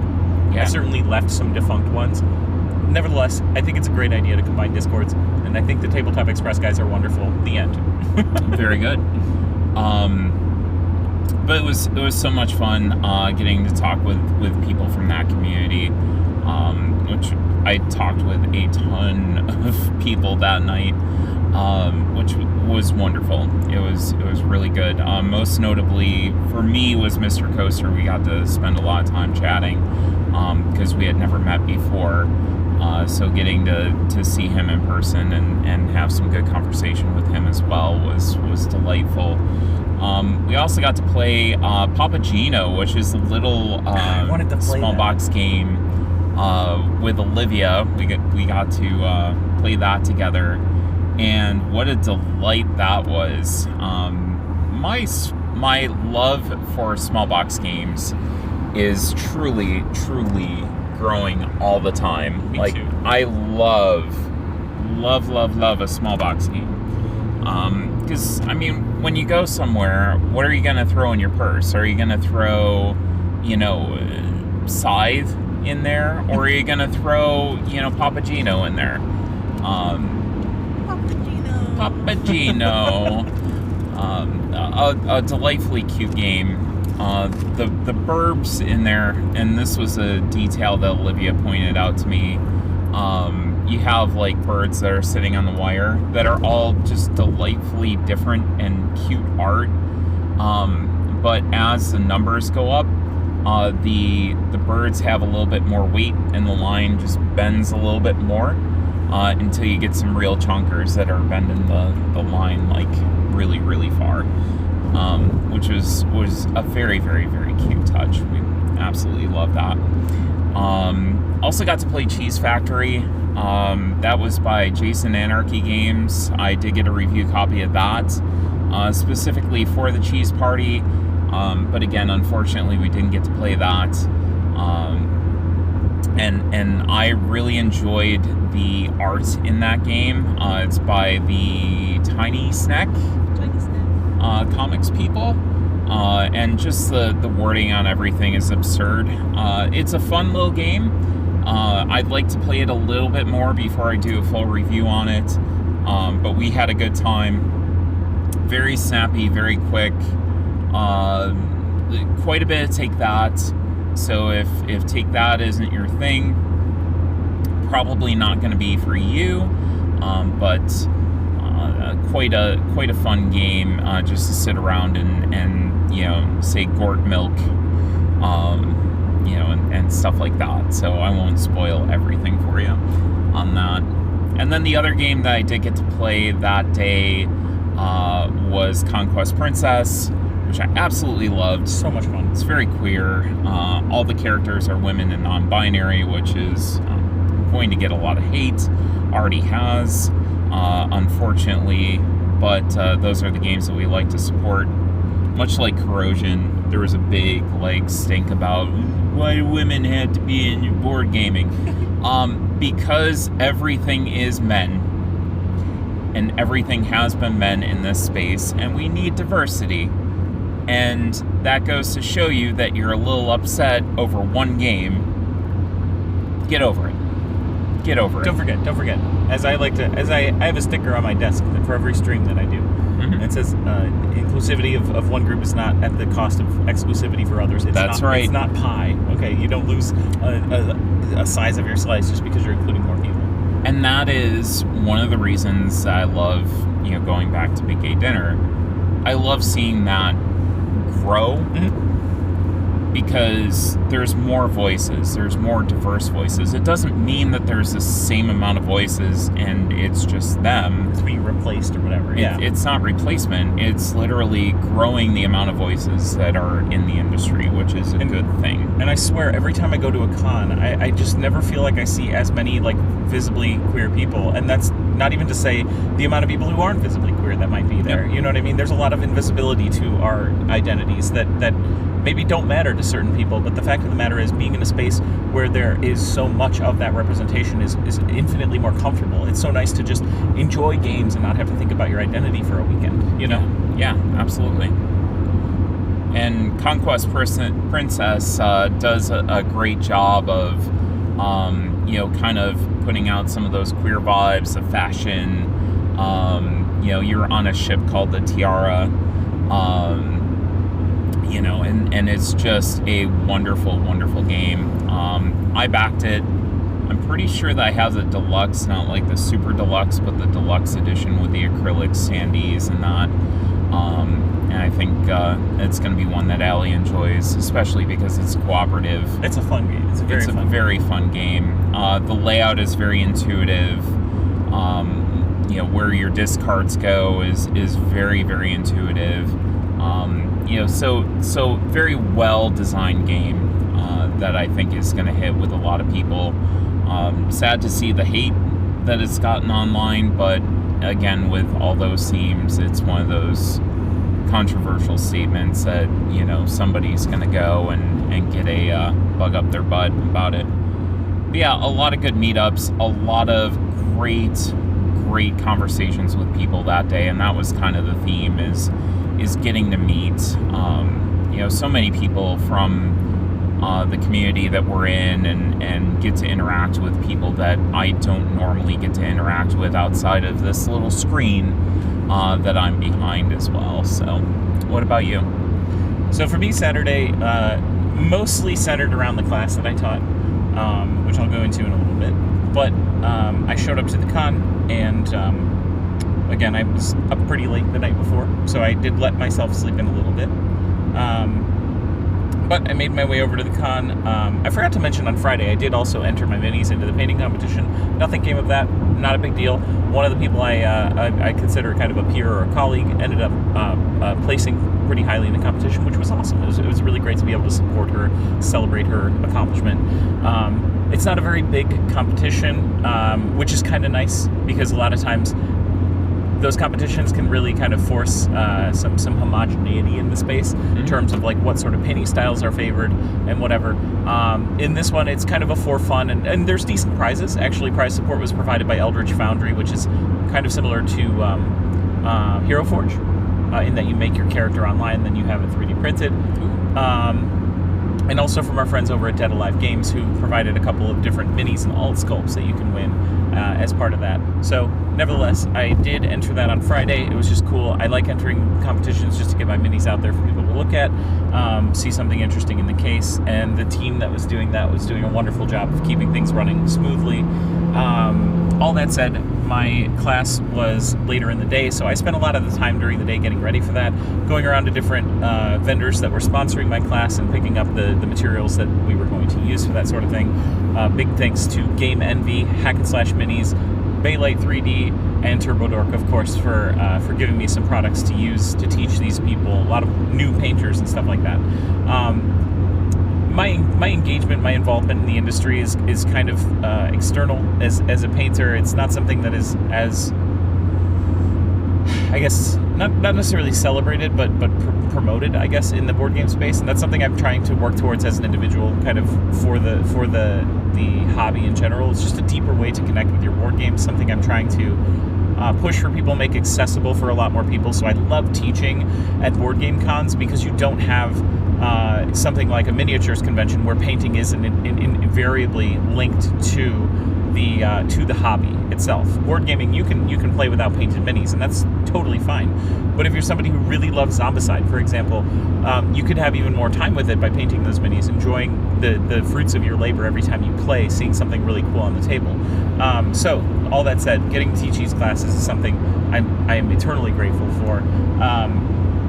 And so most of the day was getting ready for that. I did dip into the cheese party for a little bit, which was amazing. Again, that was the only reason I ate anything during that day. So, you know, I was full of cheese and a couple crackers, and I headed back to the con with all of my gear in tow, and I managed to drop it off at the classroom well ahead of the time that I was supposed to be there. As a side note, the enforcers that were helping with the workshop classes were unbelievable. They were incredible. I wanted for nothing, and they did everything for me in just the most efficient and just straightforward manner. I had to do no managing of them, and it was awesome.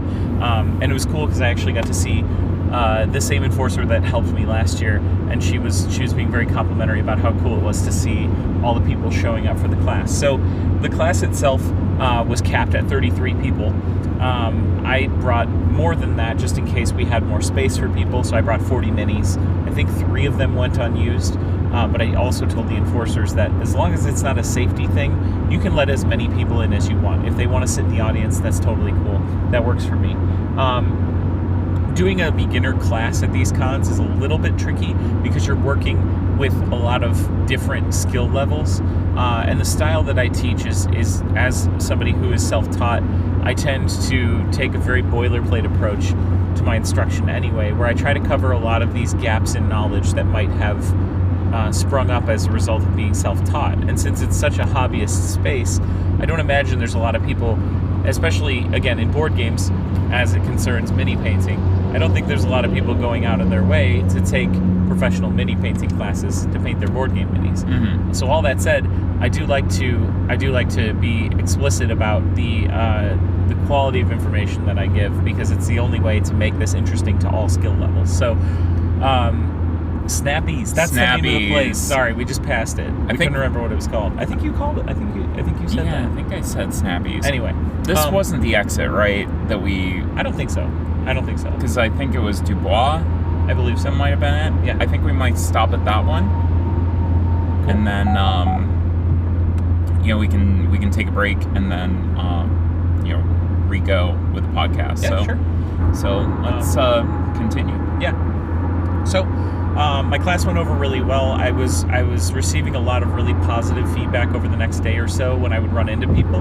I actually ran into a couple people the next day when I went to go pick up that same equipment, who had returned for a different and separate painting class with my friend Rich Agney, because they had so much fun in my class. They wanted to do more mini painting classes, which is exactly what I want. That's why I do this. I love teaching those classes. I love getting more people into mini painting and feeling like confident enough to try it, because it can be intimidating with all the information that's out there. Mm-hmm. So nevertheless, my whole day basically centered around that and one other thing, which was Blood on the Clock Tower. I've been looking forward to playing that the entire con. I got to play it with some wonderful, wonderful people. It was the storyteller was a good friend of my community and Ray's community. Also the partner of the designer of Apiary, which is really cool. So he was our storyteller for the evening, did a wonderful job. We got to play with a couple other people that I have not gotten to see since last year. And it was really, really fun. It's always a good time. I really, really like that game. It's a blast. Good social deduction game, but a little bit of crunch to it. One of the 3 games I played this weekend in earnest. And that was kind of my night. That was pretty much it. I did my class. I spoke to a few people. I got to hang out with a few folks. Walked around for a little bit that day, but a lot of it was just like with a goal in mind. So it was very it was not as like as meandering and whimsical as I like to be when it comes to cons. So that brings us into Sunday, and I'm trying to remember what I did on Sunday. I had like 2 major things that were planned. The first one was an interview with Lauren Yu, and unfortunately Lauren wound up being a little bit ill from just being at the booth all the time and having to do demos and that. It can be it's grueling work. I mean, it's really a lot to be socially on the entire time and teaching and using your voice, and it can lead to a lot of fatigue. So I am going to have Lauren on the podcast later. Hopefully she recovers okay, and looking forward to a chat with her as a return guest. Always a delight to chat with her at conventions, and looking to share that time with you. But in place of that, that did leave us with a little bit of free time, so we did get to talk with Joe Kelly, the designer of Molly House, back on episode 71. If you remember, I had them on, and what a delight it was to hang out with them. We actually not only got to meet them, but go to lunch with them over at the market, and really, really, really cherish that. That was a real... There's a speed trap ahead. Okay, I need to be careful because there's a speed trap ahead, even though the fast lane is doing 65. So that was wonderful, and had some really great conversation with them. Again, these are the kind of things that you look back on and you just cherish those memories, because it's organic, it just happens, it's outside of the convention, it's outside of doing the normal thing, and it's just sitting there as friends chatting and talking about all sorts of different stuff. And yeah, it was so great hanging out with them. I was glad that they took a day to also explore Philly before flying back home across the pond. as well. So if you haven't listened to episode 71 yet, which I'm assuming is probably none of you at this point, based off of the numbers that came off of that episode, please do yourself a favor and do so.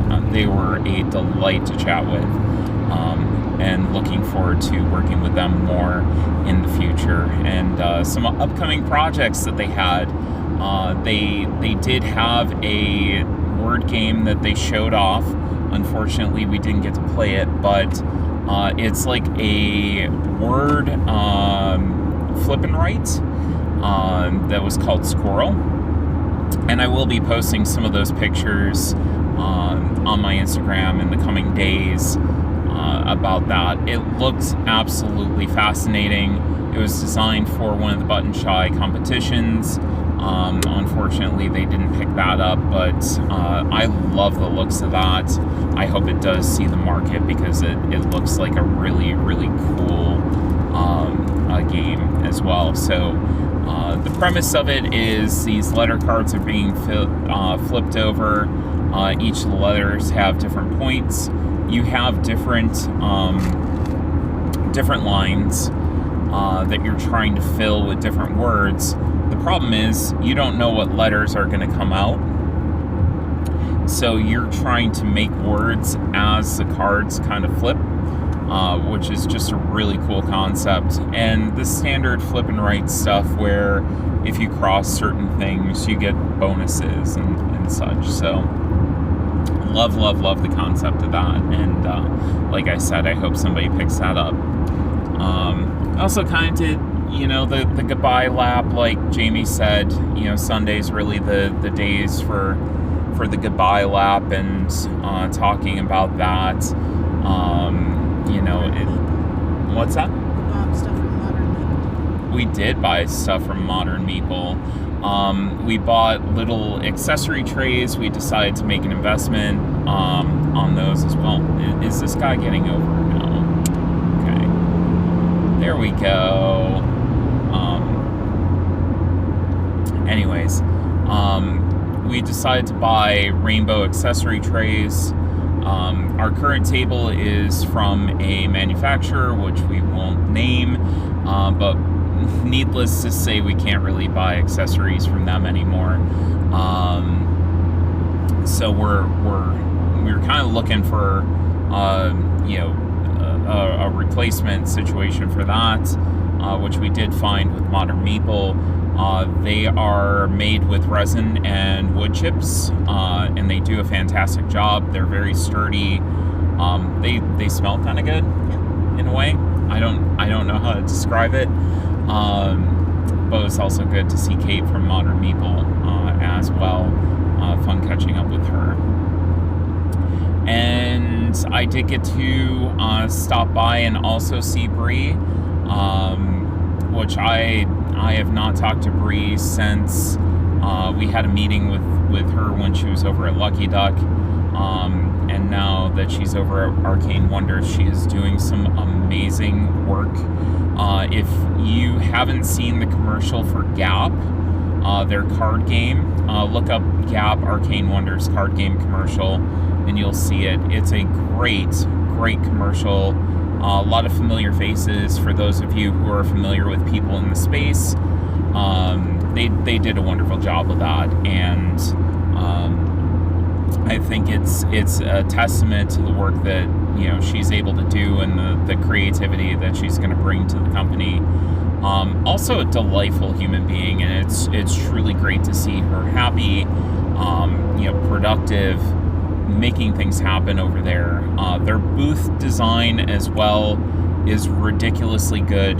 There's couches, you can go sit, you can demo a game. It's inviting, to have that space and that cozy space. But it's also kind of tricky because you get to sit and demo a game and then people pick up the game. So I love that little marketing technique and tactic. I think that was wonderful. So, and I will hold off on mentioning dinner until you talk about your Sunday. My Sunday was, in a word, chaotic. I expected, with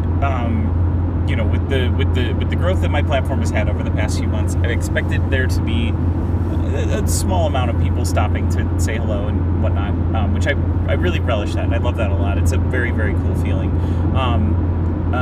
But Sunday, for whatever reason, it was like everyone saved up all of their greetings for that day, because of course, I was walking around trying to, make the best of my last few hours of seeing all these wonderful people, and getting stopped every couple of minutes, which, again, love it. I am not at all bothered by that, but it was just very, very funny that all of it seemed to happen on the same exact day. So my day started entering the con at relatively the right time. Whatever. I was going back to the workshop to pick up the leftover stuff to return to the people who donated it to the class I taught.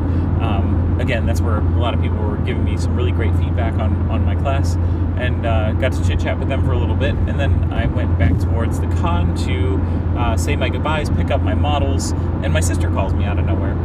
She says, "Hey, I'm in Philly for the weekend. I just realized, so are you." So I said, "Oh, well, it would be rude of me not to at least come say hi to you, so I'm going to exit the con." I was hanging out with Ray for a little bit that morning, so I broke off with her to go greet my sister. We were standing outside of one of the exits, and I noticed people were leaving the con, taking their badges off. So I approached one of them and said, "Hey, can I borrow your badge? Or can I have your badge, rather, if you're leaving?" So, yeah, someone said, "Absolutely," handed it to me, put it on my sister, who walked in the door, and I got to show her my world for once, which was really cool. I mean, she was, very, very excited by it, which is great. It's great to have somebody who's, adjacent to board games. She likes playing party games with the family and stuff, but not somebody who plays, hobbyist board games. It's just very cool to take an outsider to this perspective and get to show them and, have them understand for once, what it is that we all do. Because, I mean, it's thousands of people, and it's just this hidden world that I just don't feel like a lot of people understand. You say board game convention, people think it's like an anime con, or, it's just a bunch of monopolies or something like that. But, I mean, in reality, it's this massive industry that so many people work so hard in. And I'm not saying, it deserves, universal recognition or anything like that, but it is kind of cool to get an outsider's perspective on the whole thing. But she went with me to go pick up my minis. There were a couple people that were from my community or adjacent to my community that were chit-chatting with me about what I love to talk about the most, which is minis. And she got to see me in my element, giving advice and reassuring people and uplifting them and doing all the things I love to do, building that community. So that was really neat. She got to see my stuff in the case too, which was fun. And then I kind of took her around and said, what looks good to you? And she ended up buying Deep Sea Adventures from Oink for her kiddos. And it was just a lot of fun to get to show her, hey, here's the stuff I do. Here are the cool things that you can buy in this space, and get to explain to her the panels and the free play areas and the miniatures areas and all these different things, that we do a couple times a year with a weekend and some travel. So that was really cool. That took up about an hour or two before I said goodbye to her. She went off to the airport, and I came back in to make my rounds, where I ran into Thomas and Nate from Foreteller, and a number of other people. I met the guys from Love Thy Nerd, and I had this really, really special moment that I'm really, really glad that my friend Ray was with me for, because, again, as another content creator who's very recognizable in the space and gets a lot of accolades because of the community that she's worked so hard to build. We were walking around, and I had this moment where I made eye contact with somebody that I was passing, and she kind of visibly started, like she was surprised by something, and she kind of points at me and goes, "You're Jamie Daggers," and I go, "Yes, I am." And she goes, "I watch your stuff all the time." And I'm like, "Oh, that's cool," thinking oh, maybe there's somebody in my community that I talk to and chat all the time, because that's usually the people that feel comfortable to come up to me and say something.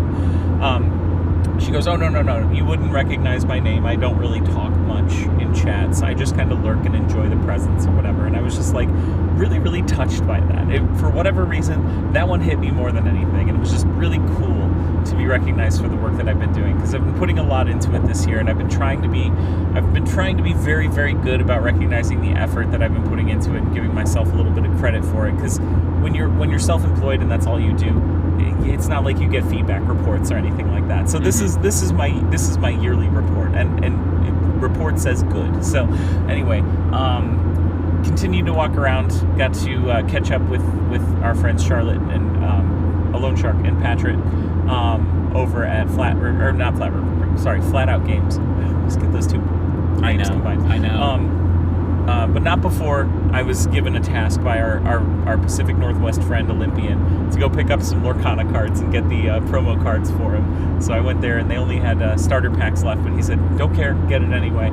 So I went and I bought him some Lorcana cards, got him all 3 of the promo cards, and that was pretty much my day. I went and talked to. I lied actually. There was one fun little thing that happened beyond that. So I was hanging out with Eric Yurko and Ray for a little bit, and we stood still for more than 5 minutes, which meant that we slowly gathered more and more content, or like industry people, for every minute that we stopped. So we got to see Ilya and Tyler from Covray Games. Also their respective work identities as well. I got to see Jamie and Jeff from Foster the Meeple, who are like 2 of my favorite people in the industry. They're the sweetest beings ever. And we also got to meet Lord of the Board, who was not expecting to come to PAX, but did end up showing up there. So I had not gotten to meet Sam before, but I did get a moment to say hi to him, which was wonderful. And yeah, we all talked a little bit. I'm very excited to kind of bury this lead the whole time, but I got a lot of leads on work this weekend, which is going to be great. I wanted to develop more relationships in the board game industry, get more painted minis onto advertising and whatnot, get that out there a little bit more. And I'm excited to say that this weekend was really, really good for that. I got to talk to, I won't name the companies yet, because it'll just be, I haven't nailed down the particulars yet, so I don't want to pre-commit anybody to something that they may not be able to follow through on. But I did talk to a number of pretty notable, like game companies that want me to do some painting for them, even if it's just as like a little passive add-on sort of thing. But I'm super, super excited to get some of these projects underway, and I'm sure you'll hopefully be seeing a lot of painted minis from me in the board game media coming soon. So before the dinner, that was my Sunday pretty much, which we'll get into the dinner, I'm sure, here soon. Yeah, like after the break, I think that's a great stopping point. I think so too. We just pulled off on the exit to head to Snappy's, so we can tell you all about our Snappy's experience right after this break, and we'll go and finish up, and hopefully I can find this place because there's no signage. I think I'm going to try to get the shrimp cocktail. All right, we'll see y'all after the break.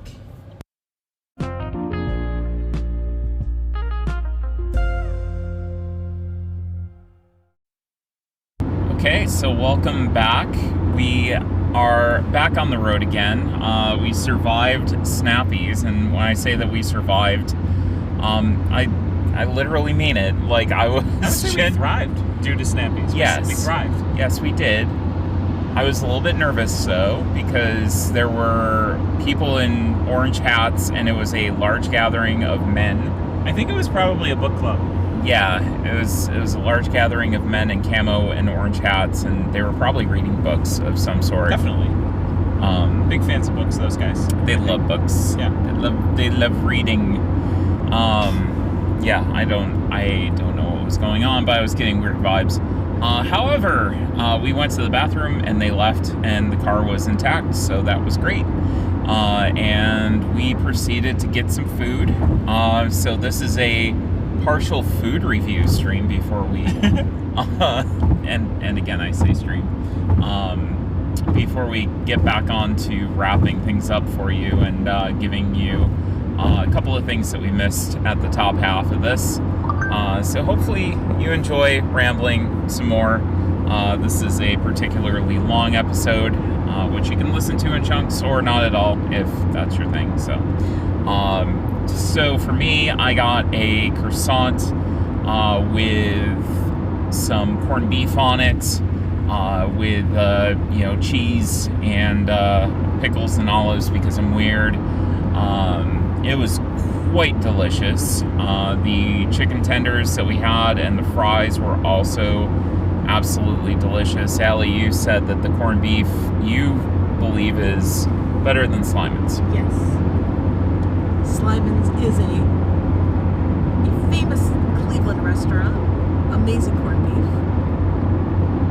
This was better. Yeah, That's high praise. it was the best corned beef that I've ever had from a gas station, which admittedly isn't saying much because I've never had a corned beef sandwich from a gas station before today, but it was up there with some of the best corned beef sandwiches I've ever had. Jamie, what about you? I played it safe. I played it safe, and I got. Oh boy, my voice is cracking. I played it safe, and I got. I just got some boneless wings and French fries. The French fries were incredible, on point. Like best French fries I've had since like high school, because the high school French fries ruled. Side note, they were called stealth fries, which I think is probably the weirdest brand name ever. But stealth fries? Yeah, I don't know why. It was on all the boxes for the fries. I don't know why they're stealth. I don't know. It's weird. Anyway,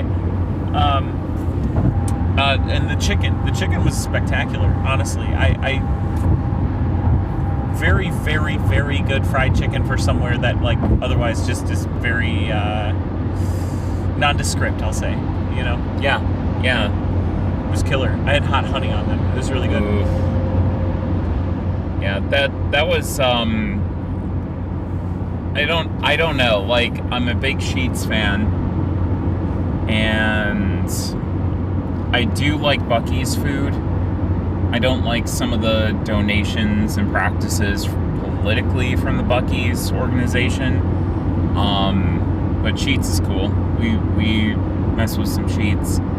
In relationship to Sheetz, and I know that this is the first time that you've had Snappies, where would you rank it? Would you rank it above a Sheetz? On par? Above? I would say it's on par with like with like Sheetz 5 years ago. Mm-hmm. Sheetz is still fine, but I feel like it's declined, you know, in quality. As you expand. As silly as this sounds too, I mean, we work with a lot of people who travel, so like, you know, sometimes you want to find a decent bite of food, but you can't in the middle of nowhere. These places tend to be pretty ubiquitous, so as silly as it is to review this food, I think it is kind of helpful. Yeah, we're providing a service. That's right. We are sacrificing our bodies for you, dear listener. No, I'm just kidding. For a minute, I thought, like, quite literally with the reading society. The book club. And them some readers. Anyways, yeah, so that was your food review for today. That was your food review segment. New segment on Cardboard Time. Oh, God, I'm tired. Anyways, getting back to, wrapping up the trip and then maybe some things that we missed. So, dinner last night, which is Sunday, we were just kind of hanging out at the Arcane Wonders booth as the show wrapped up. Tim Fowers actually goes and plays bagpipes to close out the show. It's a tradition now. He does it every year, and he had like the full regalia and everything. Yeah, it was pretty cool. Yeah, he did. It was very, very impressive. So it was fun to see that. It was fun to hang out around the booth, and let me tell you, people jump up. So, you know, being at the Arcane Wonders booth, we're sitting there on the couch. We've been sitting there chatting with Bree, and just kind of, shooting the breeze. And as soon as that 6 o'clock bell hit, they were up.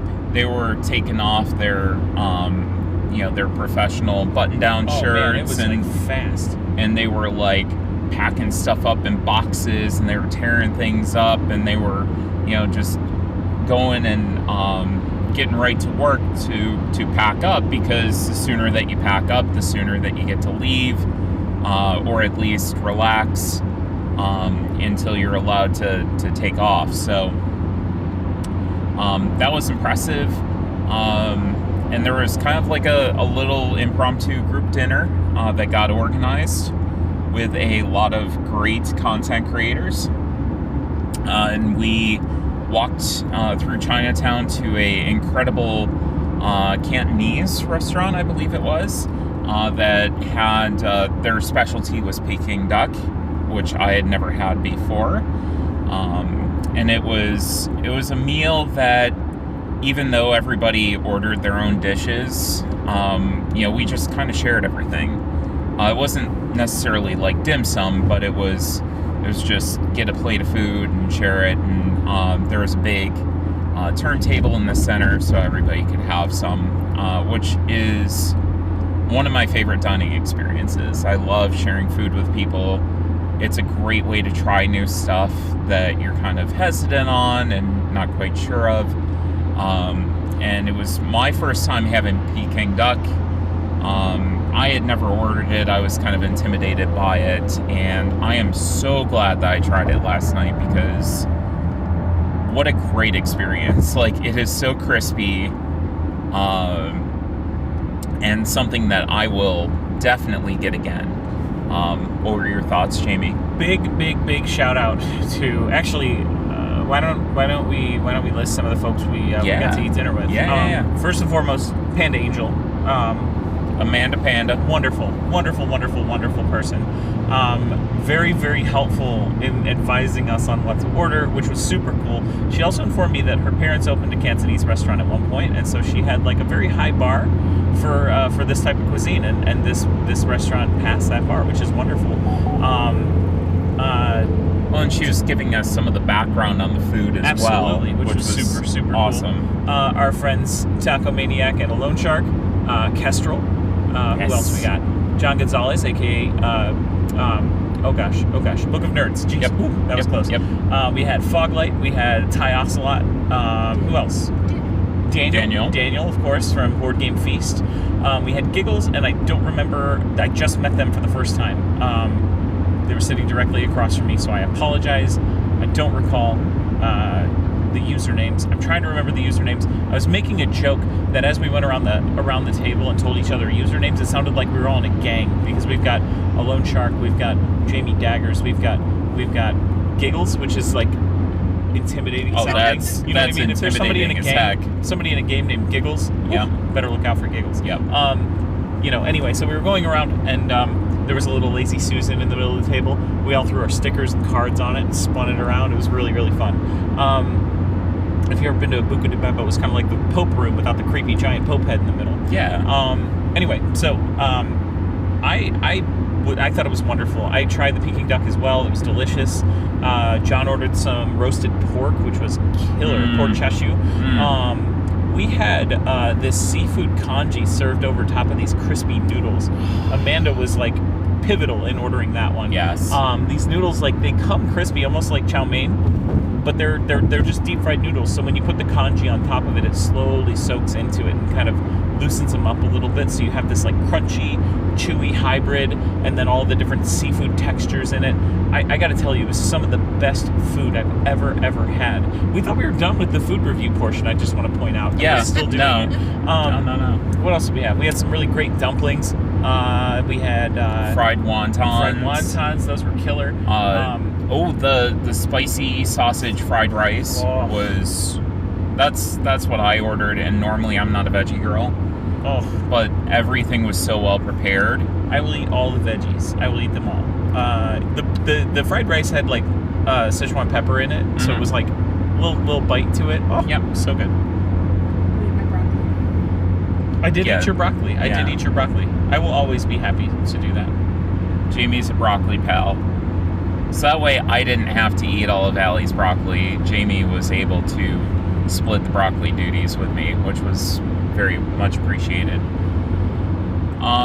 So we had that, and many thanks to everybody for including us on that, because I think that was one of the best dinners that I've had in a long time. It was really, really good. And it wasn't like for a moment we were just kind of like, is it just because we haven't had like real food all weekend? No. And after a moment of sitting with that thought, no. It was no. It was the kind of dinner that you eat and you don't feel like you hate yourself afterwards.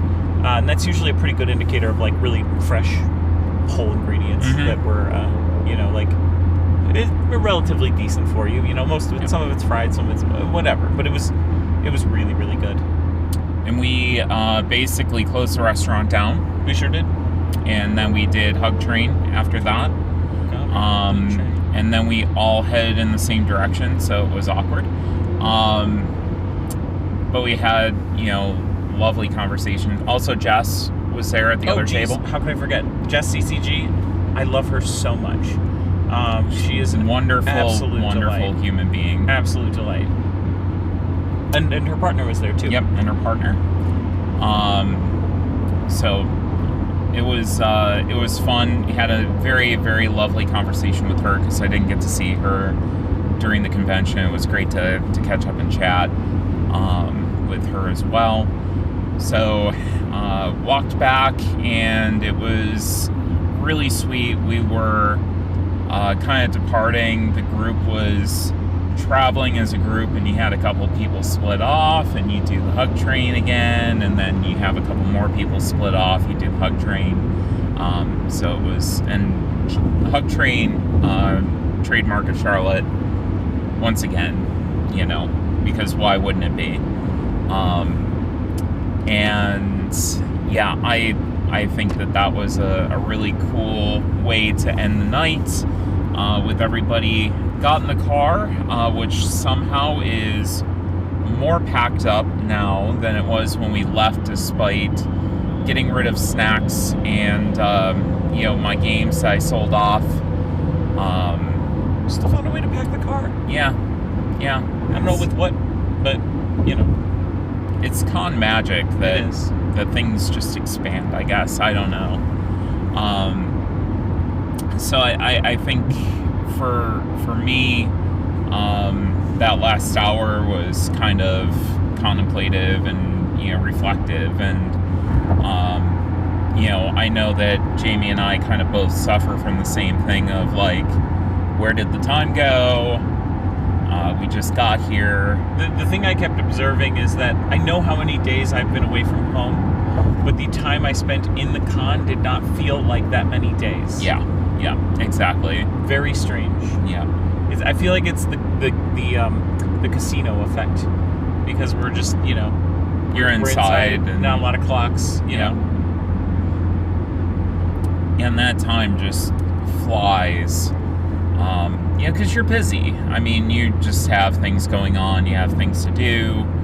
You have people that you're chatting with, and the old adage that time flies when you're having fun really applies here.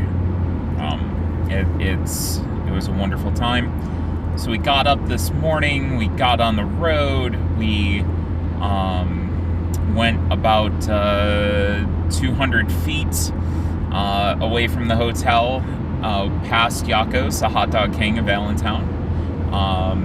If you want a treat or a nightmare, one of which is going to be true for you, Or both.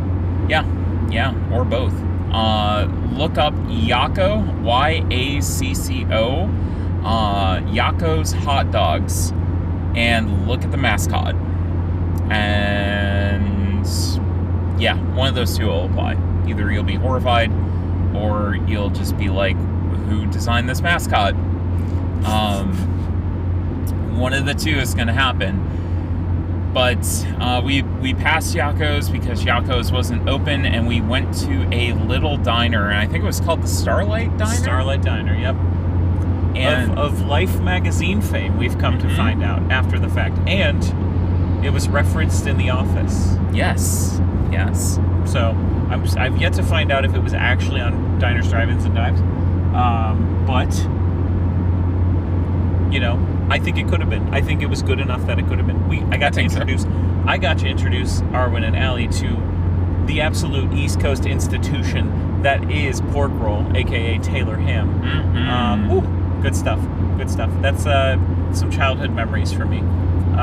We also got to try some Scrapple, which was really cool. Yep. I've had it before. Have you guys? I've had it, yeah. Okay, cool. I was introduced to it by my friend Frank. Funny enough, we keep bringing up Daniel Winter from Board Game Feast. He actually tried some today as well and said it was very similar to black pudding for friends that are in the UK. Ooh. Yeah. Interesting. Yeah. So. Because I've always heard about black pudding, but I've never tried it. So that's really fascinating. I might have to try black pudding now, because I'm a Scrapple fan. Did he have the syrup? I don't know. Because I had never had it with the syrup before. The syrup's always been on the table. So I was and side divergence here, but I was a guest at a convention in Harrisburg back in 2012, I believe it was. 2011, 2012. And when I was there, it was like 1 o'clock in the morning. We went to a diner that was across the street from the hotel, and Frank introduced me to Scrapple, and it was so good, even though it's just like a, conglomeration of meat. And why does this guy just, what is this person? Yeah, there's a big truck. He can't seem to decide if he wants to go fast or slow. Yeah, one way or another. Pavement princess. I think that's a very appropriate term for him, Jamie. But anyways, yeah, so I had it then. Really do enjoy it. Like, I had a great time with it.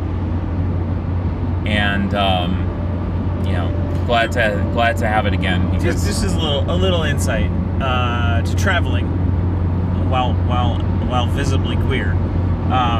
In more rural areas, it is important to assess your surroundings. Mm-hmm. And so, I wouldn't say we're always on high alert, but we certainly are keeping an eye out every now and then. So, whenever we approach an institution such as this, we are a little bit wary. Yep. But our service was spectacular. It truly was. Yeah. Our coffee was... Honestly, every place that we've stopped at this point, the employees and the atmosphere has been pretty good. Mm-hmm. It's usually the customers you have to be concerned about. It's the customers. This job would be great if it wasn't for the customers. So, I think that was a great way to start our morning off. And I miss diners. I miss, kind of the road trips where you take the back roads through small towns and that. And I think I'm getting better about getting over that fear that I have because of what you just mentioned. I mean, things sometimes aren't necessarily safe for us everywhere. But, yeah, everybody was very hospitable and very nice. Everything, was very, very, very cool. Very cool. And I got a little hint of nostalgia, going and, being back in the diner again with the stainless steel exterior and, the big windows and everything. It was just the old classic diner look and, fun to do that again. So, what did we miss from our first part? Do we remember what we missed after we talked about what we missed? I have completely forgotten. We forgot what we missed. Yes, indeed, we did. Yep. One thing that Allie just mentioned was we went to the Things in Cosmos booth, saw some of the 2024 offerings that they have. I can't quite remember the name of the game, but I will be posting about it on socials. I have a whole section of photos that I'll be posting about that meeting that I had with Court, which in and of itself, just hanging out with Court is fun. But hearing about their offerings is also great. There is a Euro game that they're working on that is very three-dimensional, quite large, and going to have a huge amount of table presence. Here comes that truck again. Lovely. Passing on the right. Nice. Is that supposed to be like some sort of intimidation thing, or what is this? I don't actually know. If it is, it's pretty stupid. Yeah, but it's dumb. I'm not surprised. Yeah. Jamie's friend. Yeah. Yes. Do you want to explain that, Jamie? Yeah. So I met this lovely young lady at Gen Con. Her name's Aislinn Hall. She's a designer of a really cool game called Evian. They tend to have a bit of a smaller booth, but, with smaller booths, they kind of just put them wherever. In her case, it was kind of off the beaten path. This time at PAX, I know at Gen Con, it was kind of smack dab in the middle of everything, which was pretty cool, right across from Steamforge Games. Aislinn has designed Evian, which is a really, really cool head-to-head, I think it plays up to 4, with after a fashion. Mm-hmm. But it's a really neat skirmish deck builder. So it's got minis. I played on I believe it's a 4x4 grid. They're all card sized because certain cards can be played onto the actual board. And each character has a distinct play style that can be altered by adding or removing cards from your deck pre-game. And each deck has, I believe it's 60 cards, but you can actually split it based on whatever archetypes you want to play. So actually the characters in each game are interchangeable. So you can, if you're let's say you have the chivalry and like the knight archetype, you can take the mage archetype from your opponent before the game starts and mix that into your knight deck to be like kind of a knight mage.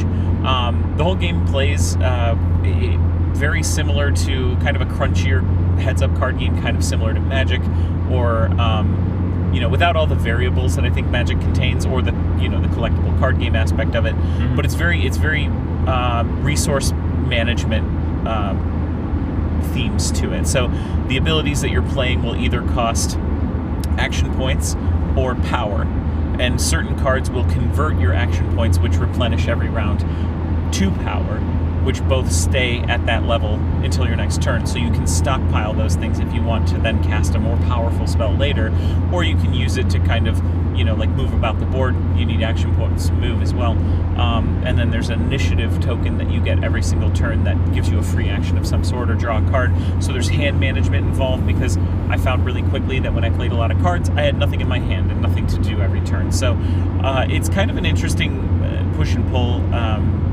There's a very interesting mechanic where you can inflict debuffs on your opponent, and they can't do certain things. Certain cards can't be played if one of those debuffs is active. So you're also managing these debuffs per turn that cost energy to get rid of. You also, every time you pay energy to play a card, you can get rid of those debuffs too. So there's this really interesting,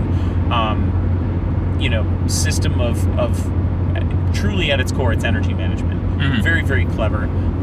It's extremely fun. There's legacy aspect to it, so you can build your own custom character if you want. And again, there's minis. I do have them. I will be painting them on stream at some point.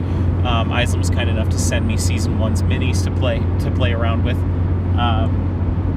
But yeah, I think it's a splendid game, and I don't hear many people talking about it, so I'm eager to hear what you think about it, and if you ever want to pull it out and play it together, we should absolutely do that. I would love to play that together. It's outside of what my normal wheelhouse is, mm-hmm. of that kind of 1v1 heads up game, which I have just kind of mixed feelings about, but when done right, they tend to be very enjoyable for me. So I think one of my favorite things in the world, coming from the mini side into board games, one of my absolute favorite things in the world is to introduce somebody to a game that plays as a board game, but very similar to miniature games, mm-hmm. and kind of unlock the understanding of like what else there is in the minis world. One thing that we failed to mention, and we don't have to go into this now, but it is something that we talked about.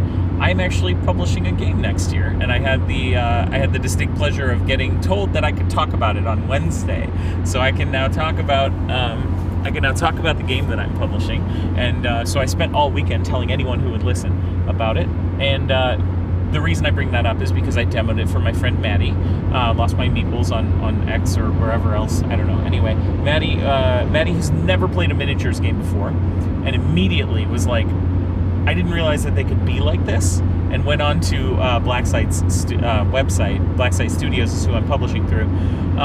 Went on their website, started looking up all their other games, and started to realize like the wonderful world of minis as it is. And so I absolutely love when I get to get a board game player to engage with a miniatures game that is a little more accessible, like Evian, and get them to kind of see the light, as it were.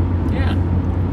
No, and do you want to go a little bit more into your game, or do you want to keep that under wraps for the time being? I'll give it a little teaser. I think I don't want to run this the podcast any longer than it needs to be. Well, we've already gone a huge amount of time, so we might as well. So in vague terms, it'll be when it's when it's published, deliverable, right, is going to be a solo strategy game. Very similar to classic strategy games like Final Fantasy Tactics or any sort of grid-based strategy game that you've played before. There's a lot of movement manipulation mechanics, and it's going to be kind of a war of attrition, as it were. The game is going to be a little bit punishing, and also very much not intended to win, but rather lose less. So that's going to be by design. So losing less will be a victory condition, we'll say. Yeah. But you may not like overcome everything always. You know what I mean? So it's going to be very like decision heavy. Every turn I want to feel somewhat like a logic puzzle that you have to kind of pick apart. And it's going to feature some miniatures, so I am really, really excited to continue working on that. It's going to be called Siren's Watch, and I'll be talking about it a lot on my stream over the next few months. Real teasers will start in like January, and then actual publication process begins in March. So it should be ready to go by the end of the summer. That's incredible. I'm so excited. That's really, really cool. I'm looking forward to that. So what else did we miss? Like, I'm trying to think. I had a meeting with Hachette, which was wonderful to catch up with T. Kyra's. It was a meeting where we did talk about games, but we also, just kind of caught up and that real quick, and it's always good to talk to them. And I'm thinking that's it that I can think of. I know that I'm missing something. I know there's people that I spent time with that I love, and unfortunately, the moments were just too numerous. I keep having intentions of writing this stuff down, and I never do. But it was a great con. I think overall, if we want to go into like final thoughts and that of the weekend, went too fast. I think that PAX does an amazing job of keeping things on track, contained, well done, on schedule. As far as I saw, like you said, the enforcers were very friendly anytime that you had to interact with them. And genuinely, security was excellent at what they were doing. They were getting people through really quickly, very, very low hassle, but still keeping everybody safe, which is great. Altogether great experience. I think there were some hiccups, but it was right. Okay, listen. Organizing something at that scale is always going to come with some foibles. It's the response that you look for in terms of criticizing it. And I know a lot of people were very concerned. I'm not trying to be an apologist for this whole thing. Obviously, there should have been some contingency plans in place, but you learn from it. I've not been going to PAX for very long, so maybe this is something that happens all the time, and it's something they haven't corrected. But for this year specifically, the response that they had to the things that occurred was quite good. It was very quick. It was resolved by the next time that ever happened. So all things considered, I think they did an excellent job. I was under the impression that they reduced the amount of enforcers this year. So given that concept, it's quite good that they did as well as they did with the circumstances. Absolutely. No, and like you said, I mean, with a convention of this size, there's going to be issues, and it's the response that matters. Definitely. So, as far as other things, the people are what make this, right? And it always amazes me, like, you get the thoughts going in, like, oh my god, I've got to do all this work to get ready, and can I do this again? Maybe next year I need to step things down a little bit. But when you leave these things, you're drained, like, physically, but spiritually you're just filled up. Like, absolutely. You have those conversations with people again. You have those, oh my goodness, this truck. Oh shit. Ooh, wow. There's there's a jackknifed semi-trailer on our way back, so that wasn't good. Right in the median of the road. But you have those conversations with people, and they really do, mean a lot.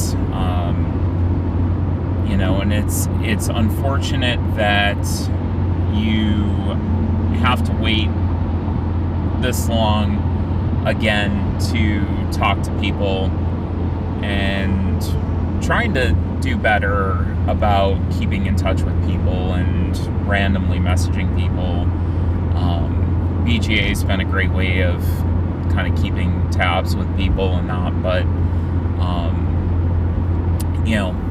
the in-person aspect is why we are in the hobby in the first place, and you just can't do that without being in person. So hoping to make some more of those connections and keep that up at Origins next year at the very least. I don't know about Gamma.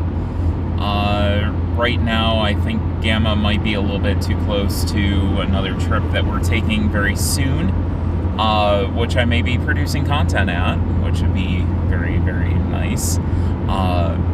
Part of a little vacation. Because normally when we go on vacation, we go for conventions, and we're taking a little personal time for ourselves. So, As you deserve. yes, and as my girlfriend deserves as well. Absolutely. So, any other thoughts from you? I mean, all in all, I every time I leave a con, I like to make the point that 3-day cons kind of suck. But it feels like every time I go to a con, I just wish there was more. I don't think I could physically do much more than that, but I can certainly, socially and spiritually do more than that. I just imagine going to a place where all of your favorite people are under the same roof for the same occasion for 4 days straight. I think my final thoughts on that, I tend to conclude with trying to be mindful of my emotional state over the next few days. And I want everybody who was at PAX to, encourage them to do the same. Maybe this is long after you're listening to this, but keep it in mind for a future convention.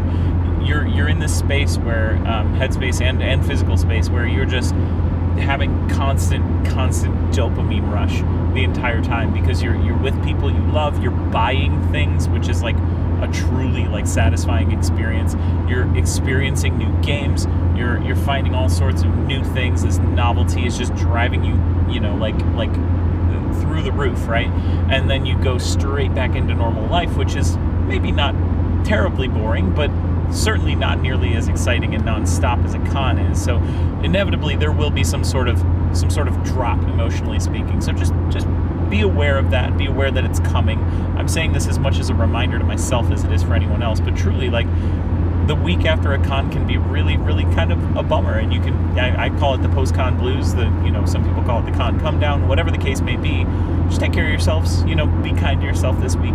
Yep. Maybe schedule a relaxing massage or something, but just, lean on your loved ones, whatever you need. Talk to each other, more importantly. Also, one of my favorite things that I forgot to do this time, and I'm very salty about, is the con yearbook, which was inspired by my friend Bree over at Arcane Wonders. She carries around a little notebook and has people sign it so that when she gets home and she no longer feels good, or whatever the case may be, she can open it and look at the fun, nice little messages that people wrote to her and just kind of remember the fond experiences that she had. So, take care of yourselves. And each other. Yeah. I think that's what Jerry Springer used to say, which a bit mixed feelings on him, but yeah. We're bringing it back. Yeah. We're bringing the good parts back. That's right. What the intent was. So yeah, I think the con yearbook is one thing that I would like to do in the future, if I remember. And it's a great idea, for sure.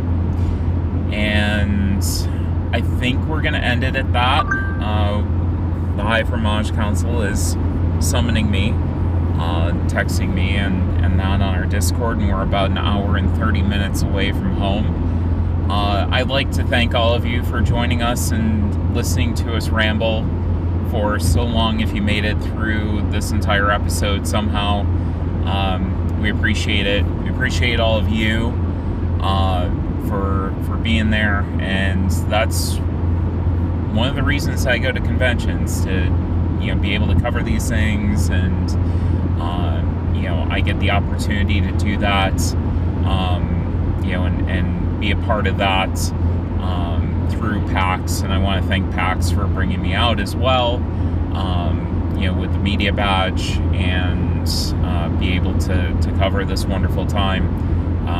Again, like I said, it is, if not my favorite convention, it's my favorite convention. Who am I kidding? It is literally my favorite convention to go to, and I just wish it was longer.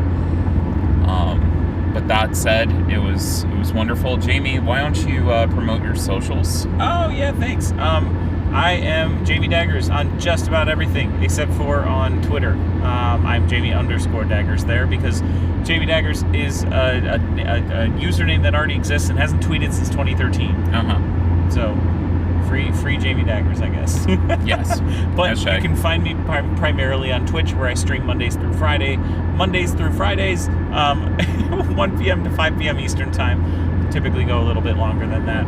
I do really cool stuff every week, like a community share day where we get to do a little show and tell of everybody's artwork. It doesn't need to be minis. We look at everything. We've even done poems. And then Thursdays I do a 4-color palette challenge, which is always really fun. Even if you're not an artist, I have chat pick the colors that I have to paint a mini with, and it gets kind of unhinged sometimes. So check me out sometime. That is probably my most active platform. Also Instagram. Again, Jamie Daggers everywhere, and that's where you can find me. Very cool. And I'm at cardboard_time on Twitter and Instagram. I refuse to call it the other thing. And